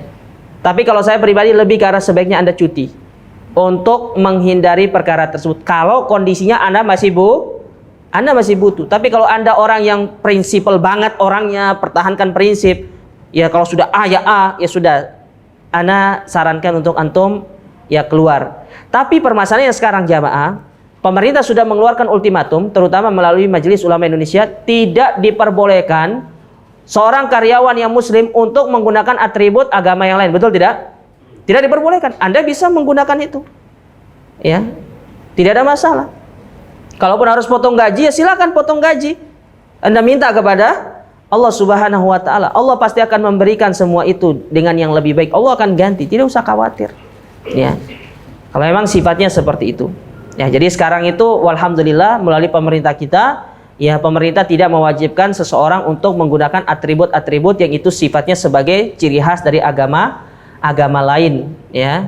Maka kalau memang kondisinya Anda mau tidak mau harus disuruh pakai karena memang orang yang memiliki perusahaan tersebut adalah orang yang misalkan dia keras dalam masalah ini, saya sarankan kalau Anda masih butuh silakan Anda cuti, ya. Tapi kalau memang Anda sudah bisa yakin mendapatkan pekerjaan yang lain, maka insya Allah dengan Anda resign dan cari tempat kerja yang lebih baik, itu lebih utama di sisi Allah Subhanahu wa Ta'ala. Dan ingat, orang yang menyelamatkan akidahnya, mempertahankan agamanya karena Allah, Allah pasti akan membantu dia. Bisa dipahami sampai sini, jemaah?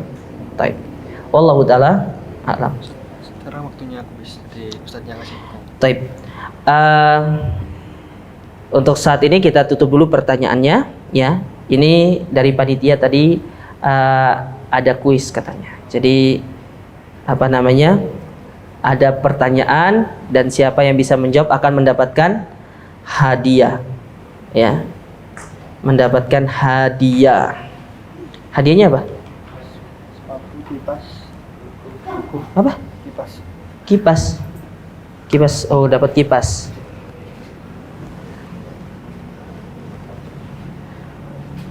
Terus akhwatnya gimana? Ya. Jawab juga? Oh ya. Berapa kuis? Banyak. Banyak. Berapa kuis banyak? Iya. Apanya yang banyak? 15. Hah? 10. Apanya itu? Apanya yang banyak? 10 atau 15. Oh ya.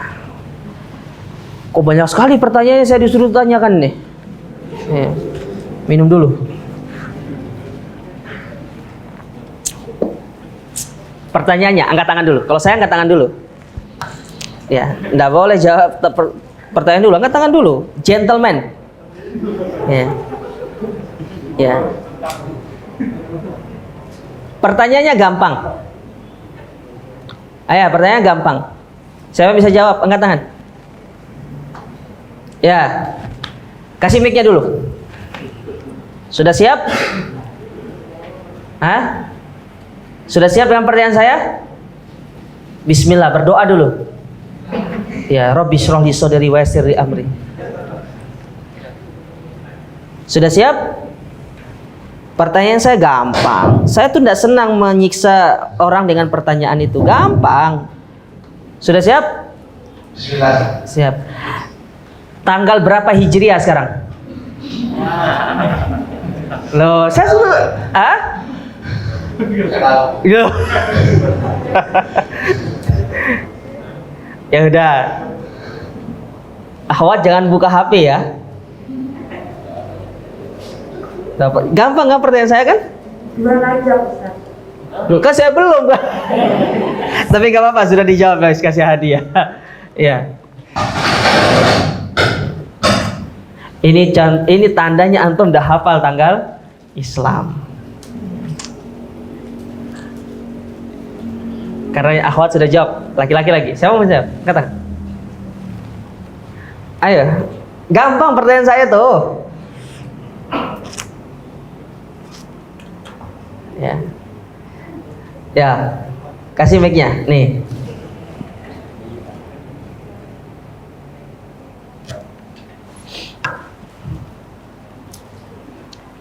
Sudah. Sudah siap? Ya. Bismillah dulu. Nah, belum siap nikah antum nih. Siap? Siap. Siap ya? Siap, sudah. Tinggal berapa hari bulan Ramadan? Tinggal Berapa hari bulan Ramadan?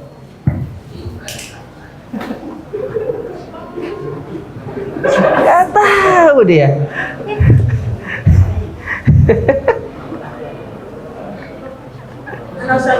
Loh, belum, bentar dulu. Awalnya sabar. Satu. Menyerah? 50-50? Phone a friend? Atau ask the audience? Ya, nyerah? 50 hari. Hah? 50 hari. Berapa? 50. Dari mana taunya? Oh, 50. Oh. Sebentar. Berapa tadi jawaban terakhir? 50. Ahwat, betul atau tidak? Hah? Siapa yang mau jawab tadi? Yang jawab tadi? Siapa? Salah. Salah. Yang betul berapa? 58. 58. Kasih hadiah. Ya, kasih hadiah. Terus kalau ini door prize gitu, yang besar. Oke. Tenang, masih banyak hadiahnya. Pertanyaan lagi. Akhwat sekarang nih. Siap akhwat? Siap tidak? Insyaallah. Taib.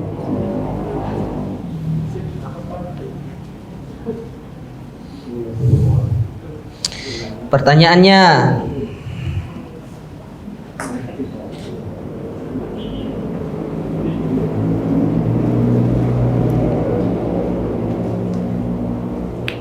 siapa nama lain dari Abu Dzar Al-Ghifari?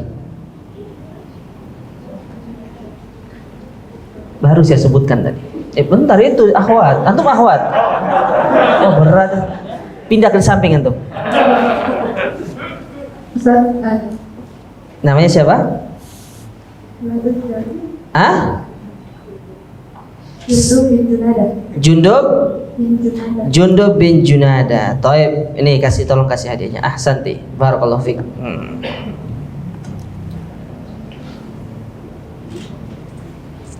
Sekarang yang besar kapan hadiahnya? Hah? Oh, yang kecil-kecil dulu. Hah? Iya. Sekarang yang besar nih. Pertanyaan juga harus besar.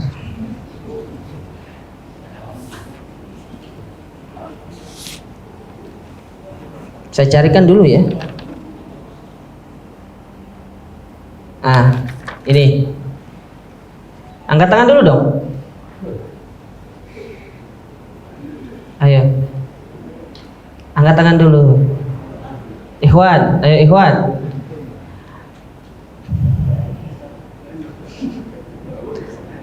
Gak boleh Mas Deka, gak boleh. Gak boleh. Yang lain. Yang lain. Siapa yang umurnya sekarang 17 tahun? Antum yang jawab. Siapa suruh angkat tangan tadi? Gampang pertanyaannya. Mau hadiah kipas atau hadiah buku atau sepatu? Karena beda-beda bobot pertanyaannya. Kalau kipas, sepatu berat pertanyaannya. Nah, kitab gampang. Hah? Nyalakan dulu mic-nya. Jangan grogi dong.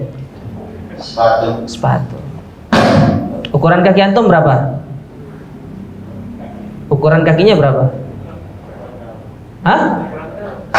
Kakinya sendiri nggak tahu dia.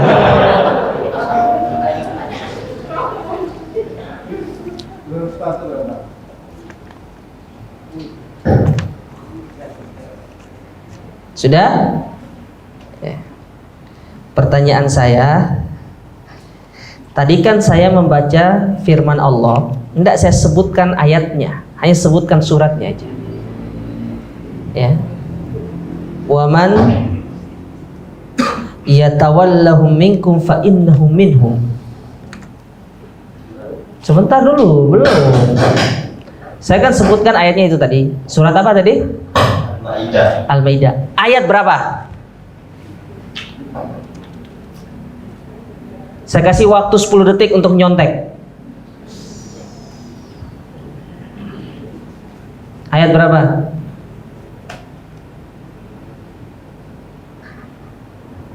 Ayat 3. Hah? 3. Ayat 3 tuh al-yauma akmaltu lakum itu. Ayat berapa? Nah, ayat berapa?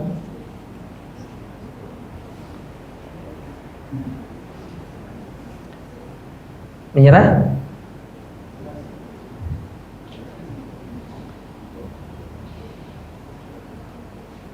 Satu, dua, tiga, 4, 5, 6,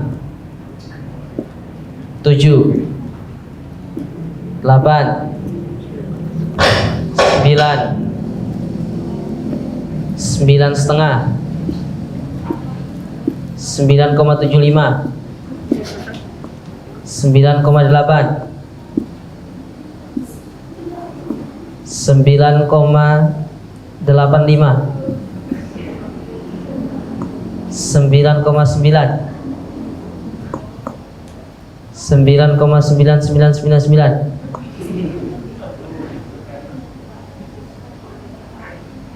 10. Akhwat 51. 51 sudah nyari dari tadi. Luar biasa. Luar biasa. Itulah hebatnya akhwat itu. Memanfaatkan momen ya. Fadol kasih hadiahnya. Baca dulu ayatnya dong. Baca dulu ayatnya. Baca ayatnya, baca terjemahannya. Kalau salah tajwidnya saya tarik hadiahnya. Terus. Ya ayyuhalladzina amanu la tattakhidul yahudi wan nasara awliya. Ba'duhum awliya'u ba'din. Wa man yatawallahum minkum fa innahu minhum. Innallaha la yahdil qaumadz dzalimin. Hai orang-orang yang beriman, janganlah kamu ambil orang-orang Yahudi dan Nasrani menjadi pemimpin, menjadi ikatanmu dan kamu cintai. Sebagian mereka menjadi pemimpin bagi sebagian lainnya karena kesatuan mereka dalam kekafiran. Siapa di antara kamu mengambil mereka sebagai pemimpin, maka dia termasuk di antara mereka, artinya termasuk golongan mereka. Sesungguhnya Allah tidak menunjuki orang-orang yang aniaya karena mengambil orang-orang kafir sebagai pemimpin mereka. Iya. Antum lupa, ayat ini kan sempat viral di negara kita. Betul tidak? Berat antum ini. Allah berat antum ini. Pertanyaannya lagi. Sekarang akhwatnya ditanya, biar laki-lakinya yang kesempatan. Silakan, itu hadiahnya, dapat kipas. Ya. Akhwat, sudah siap?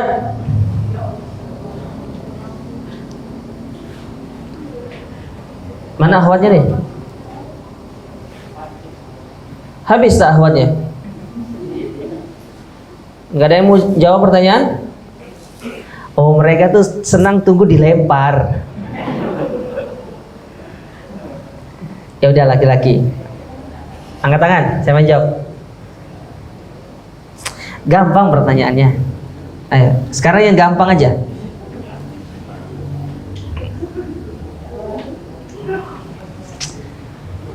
Angkat tangan. Ayo. Siapa yang bisa jawab? Saya kasih hadiah. Kita sampai jam berapa? Sampai jam 11. Jam 11, masih ada 15 menit lagi. Siapa yang bisa jawab? Angkat tangan. Kok nggak ada yang mau jawab ini? Siapa yang umur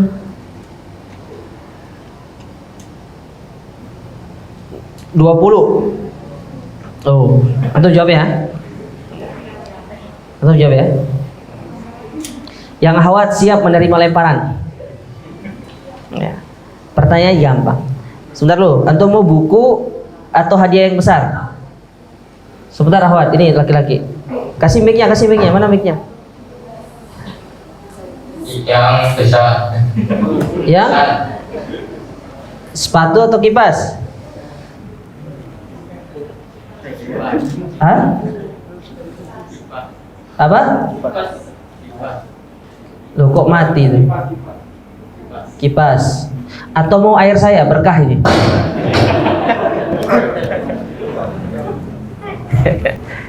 Pertanyaannya, kalau kipas berarti pertanyaannya besar ini. Siap ya? Gampang.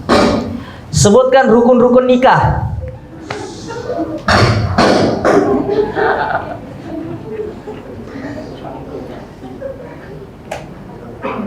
Antum mau nikah kan? Ya. Iya, harus tahu rukun nikah.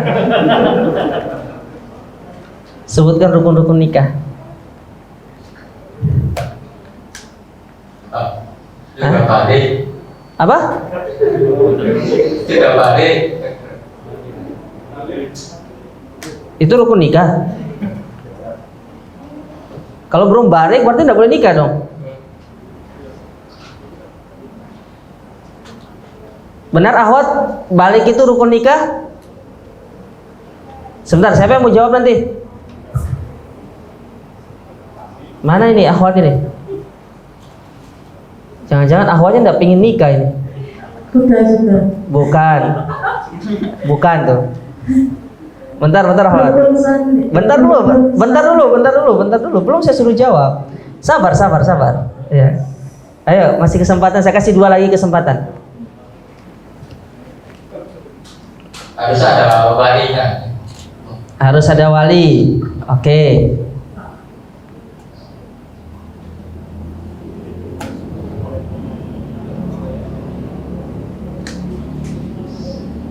Nggak boleh kiri kanan, nggak boleh nyontek. Yang belakang nggak boleh kasih tahu. Ya, man ghasyana falaysa minna. Ya, kalau kasih tahu berarti Anda berbohong. Harus saling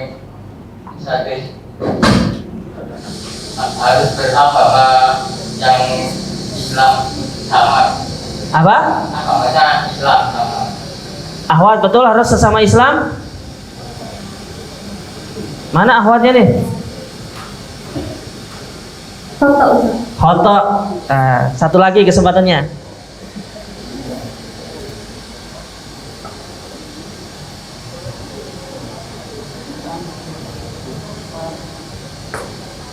Harus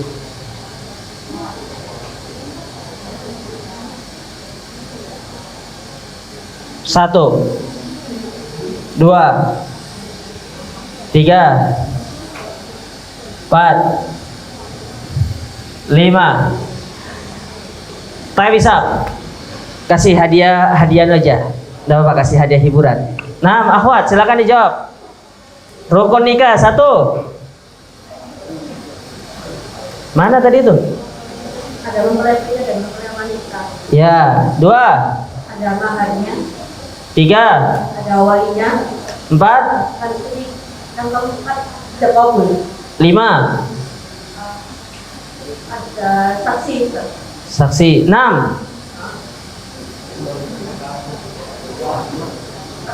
Saling meridoi. Saling ridho. Ya kalau sudah nikah saling ridho dong.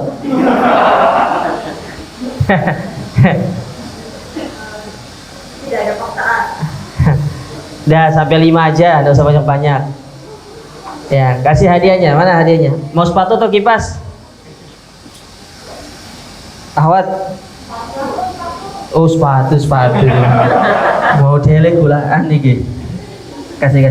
Itu kipasnya siapa tuh punya? Silakan diambil nanti ya. Ini sepatunya nih. Jazakallahu khair. Ini kok akhwat semua yang ngambil hadiahnya ini?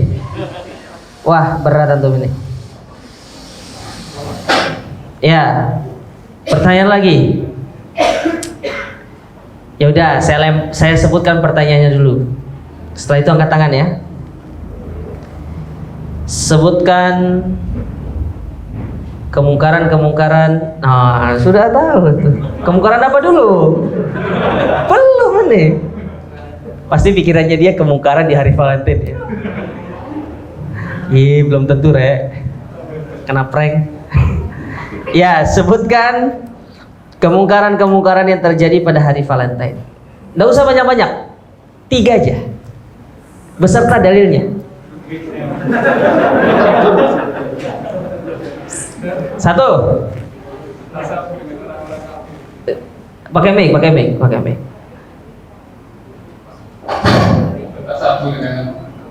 Bertasyabuh dengan orang kafir. Dalilnya mana? Anda tahu. Yang kedua, adanya bentuk wajib dalam mata, dalam harta dan waktu. Boleh. 3. Adanya ikhtilat. Nah, melabas. Antum mau kipas atau sepatu? Kipas saja. Ya. Yang akhwat, siapa yang menyempurnakan beserta dalilnya? Ada berapa saya sebutkan tadi? Masa 4?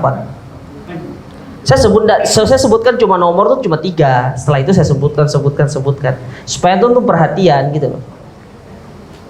Ahwat, yang pertama menyerupai orang kafir, yang kedua mubadzir, yang ketiga ikhtilat, yang keempat apa? Ahwat, mana ahwatnya nih? Apa? Menimbulkan perzinahan. Kemudian yang selanjutnya mempromosikan syiar. Yang keenam apa?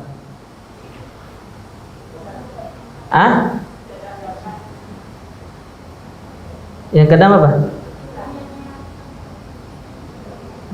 Ya sampai 5 aja kok sebutku, masih pusing. Kasih sepatu itu aja. Ya, tapi ini dapat sepatu ya. Ya, tolong. Ini dapat sepatu nih sama voucher makan. Ya. Taib. Masih ada nggak? Ada. Banyak sekali nih pertanyaannya. Habis materi saya nih. Ya udah di luar materi aja ya. Ya. Atau gini aja, siapa yang mau bertanya, yang bagus pertanyaan saya kasih hadiah sepatu. Fadol. Ya silakan. Bagaimana hukumnya kalau kita punya usaha jualan contoh usaha jualan kebab Ustaz. Terus kita dapat pesanan di hari Valentine atau hari ulang tahun Ustaz. Apakah kita boleh menerima pesanan itu atau kita kasih dulu hadiahnya? Seorang pengusaha makanan ditelepon sama customer untuk memesan makanannya pada hari raya yang tidak disyariatkan. Boleh atau tidak? Singkat jawaban saya, tidak boleh. Itu aja. Ya, nanti Allah yang ganti. Kenapa tidak boleh Ustadz? Karena kalau kita mau melayani mereka, berarti secara tidak langsung kita ridho dengan acara mereka. Bisa dipahami ya? Beda hukumnya tadi kalau antum diberikan makanan sama dipesankan makanan. Antum punya usaha, orang pesan sama Anda, itu beda hukumnya. Karena kalau memberi itu Anda diberi, Anda tidak menunjukkan ridho Anda, hanya sekedar diberikan hadiah. Tidak ada masalah kalau itu. Tapi kalau ini jelas-jelas Anda membuatkan makanan untuk mereka, untuk hari raya mereka, dan ini bentuk support Anda kepada mereka. Ustadz, tapi itu sifatnya jasa, jual beli. Iya, tapi ada bentuk ta'awun. Ya, ada bentuk ta'awunnya, itu yang dipermasalahkan oleh para ulama kita. Bisa dipahami ya? Jadi tidak usah. Ya, tidak usah. Allah akan mengganti dengan yang lebih baik. Insya Allah Allah mengganti yang lebih baik. Tidak usah khawatir. Nabi bersabda, lan tamuta ahadukum hatta tastakmila rizquhu. Tidak akan meninggal seorang di antara kalian sampai rizkinya itu sempurna. Bisa dipahami jemaah? Anda pengusaha-pengusaha yang itu khususnya bidang makanan, kuliner, sudah tidak usah untuk menerima pesanan. Anda mau buka pas acara mereka tidak ada masalah, karena Anda bukan hanya untuk mereka saja, Anda buka untuk seluruhnya. Tapi kalau secara khusus Anda membuatkan makanan untuk mereka, itu yang tidak diperbolehkan. Bisa dipahami ya? Siapa lagi ingin bertanya? Hadiahnya nih. Ya, silakan Pak.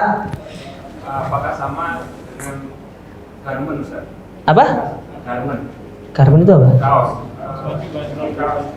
Oh, itu. Sama. Kasih hadiah enggak apa. Mau hadiah apa? Sepatu atau enggak? Sepatu.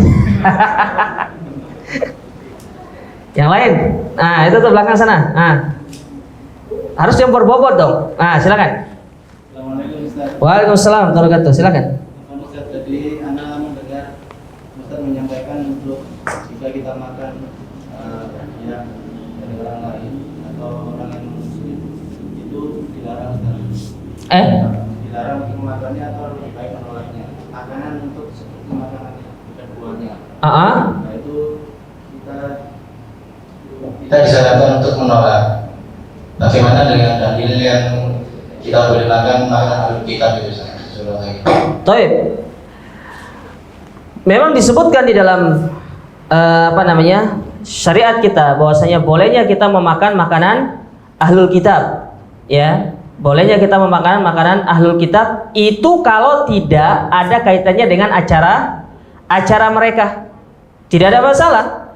Namun pertanyaannya sekarang, ahlul kitab yang seperti apa? Para ulama memberikan persyaratan juga, ya. Ahlul kitab yang seperti apa?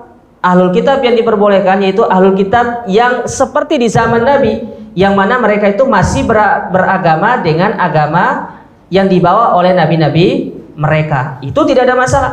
Tapi permasalahannya sekarang, ahlul kitab yang ada sekarang itu tidak sama dengan ahlul kitab di zaman dahulu, karena mereka sudah tidak menyembah Allah. Yang mereka sembah sudah bukan Allah, mereka menyembah selain Allah, dan itu mereka persembahkan kepada selain Allah Ta'ala. Kalau zaman dulu ahlul kitab itu mereka menyembelih untuk Allah, ya, mereka persembahkan itu untuk Allah, cuma memang syariatnya berbeda, dan itu yang disebutkan oleh para ulama. Ahlan, masya Allah. Pertanyaan, silakan diberikan hadiah, ya. Silakan yang lain. Oh, saya Zat. Silakan Ahwat, fadhol. Ustaz, bagaimana cara menasihati suami yang melarang kita untuk berangkat kajian dalam hal ibadah kepada Allah? Baik, sudah nikah belum? Sudah. Oh sudah, berarti suami sendiri berarti ini. Secara umum ya. Mau hadiah buku atau sepatu? Sepatu. Bagaimana cara menasihati suami, ya, yang melarang kita untuk ikut kajian atau beribadah? Yang pertama, seorang pemimpin itu sebenarnya harus mendukung rakyatnya kalau ingin beribadah kepada Allah Ta'ala. Kalau ada pemimpin yang melarang rakyatnya untuk beribadah kepada Allah, bahkan dia sebagai penghalang, maka dia berdosa. Tapi kemudian di situ rakyat tidak boleh membiarkan. Rakyat boleh memberikan nasihat, ya. Terutama kita sebagai seorang istri, anak, nasihati kepada pimpinan kita yang dalam hal ini adalah suami ataupun ayah kita. Cara menasihatinya, yang pertama, jangan mendikte, tapi lebih mengarahkan kepada pertanyaan. Ingat ibu-ibu, mbak-mbak yang mau menikah, suami itu nggak senang didikte karena suami itu pemimpin. Makanya kalau bilang sama suaminya, Mas, nggak boleh begini, ya. Sesayang-sayangnya suami Anda kepada Anda, tapi kalau Anda dikte dia, ada rasa dongkol dalam hatinya. Betul tidak? Suami, betul tidak? Betul. Yang nggak jawab itu karena belum jadi suami dia. Nggak senang didikte suami itu. Tapi lebih ke arah pertanyaan, Mas, gimana nih, ya? Kalau saya ikut pengajian kan bisa begini, gitu kan, ya. Jangan memberikan sebuah pandangan kepada suami itu. Jangan didikte, tidak boleh mendikte suami itu, ya. Terkadang ada seorang istri itu yang jadi kepala rumah tangga dia, suaminya jadi ibu rumah tangga jadinya. Jadi suami, Mas, kamu tidak boleh begini, kamu tidak boleh begini, tidak boleh seperti itu. Ya. Jadi lebih ke arah memberikan pandangan kepada suami, ya, itu nasihat yang pertama.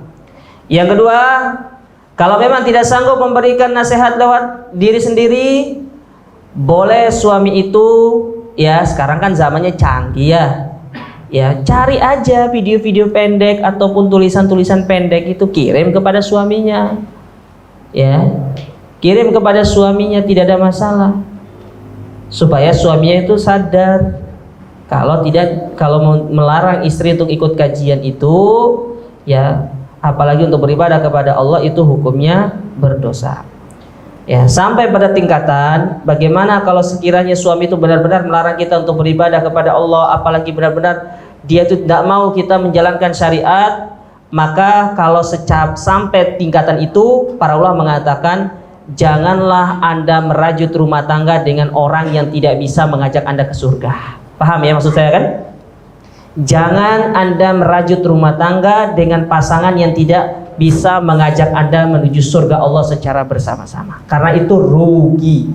Rugi tenaga, rugi waktu, rugi kesempatan untuk beribadah kepada Allah Subhanahu wa taala. Ya, sedangkan yang terakhir, Anda berdoa, doakan suami. Ya, doakan suami Anda supaya Allah membukakan hidayah kepadanya. Insya Allah doa seorang istri itu, ya, akan didengarkan oleh Allah Subhanahu wa taala. Taib, wallahu taala alam. Sudah diberikan, ya. Karena ini sudah jam 11, ya. Mohon maaf bagi yang belum punya kesempatan ya mendapatkan sepatu. Saya doakan supaya antum diberikan sepatu gratis nanti sama Allah Ta'ala. Ya, mungkin panitia masih ada, mungkin ngasih nanti. Ya. Taib para jamaah sekalian, teman-teman, sahabat Go Hijrah yang dirahmati dan dimuliakan oleh Allah.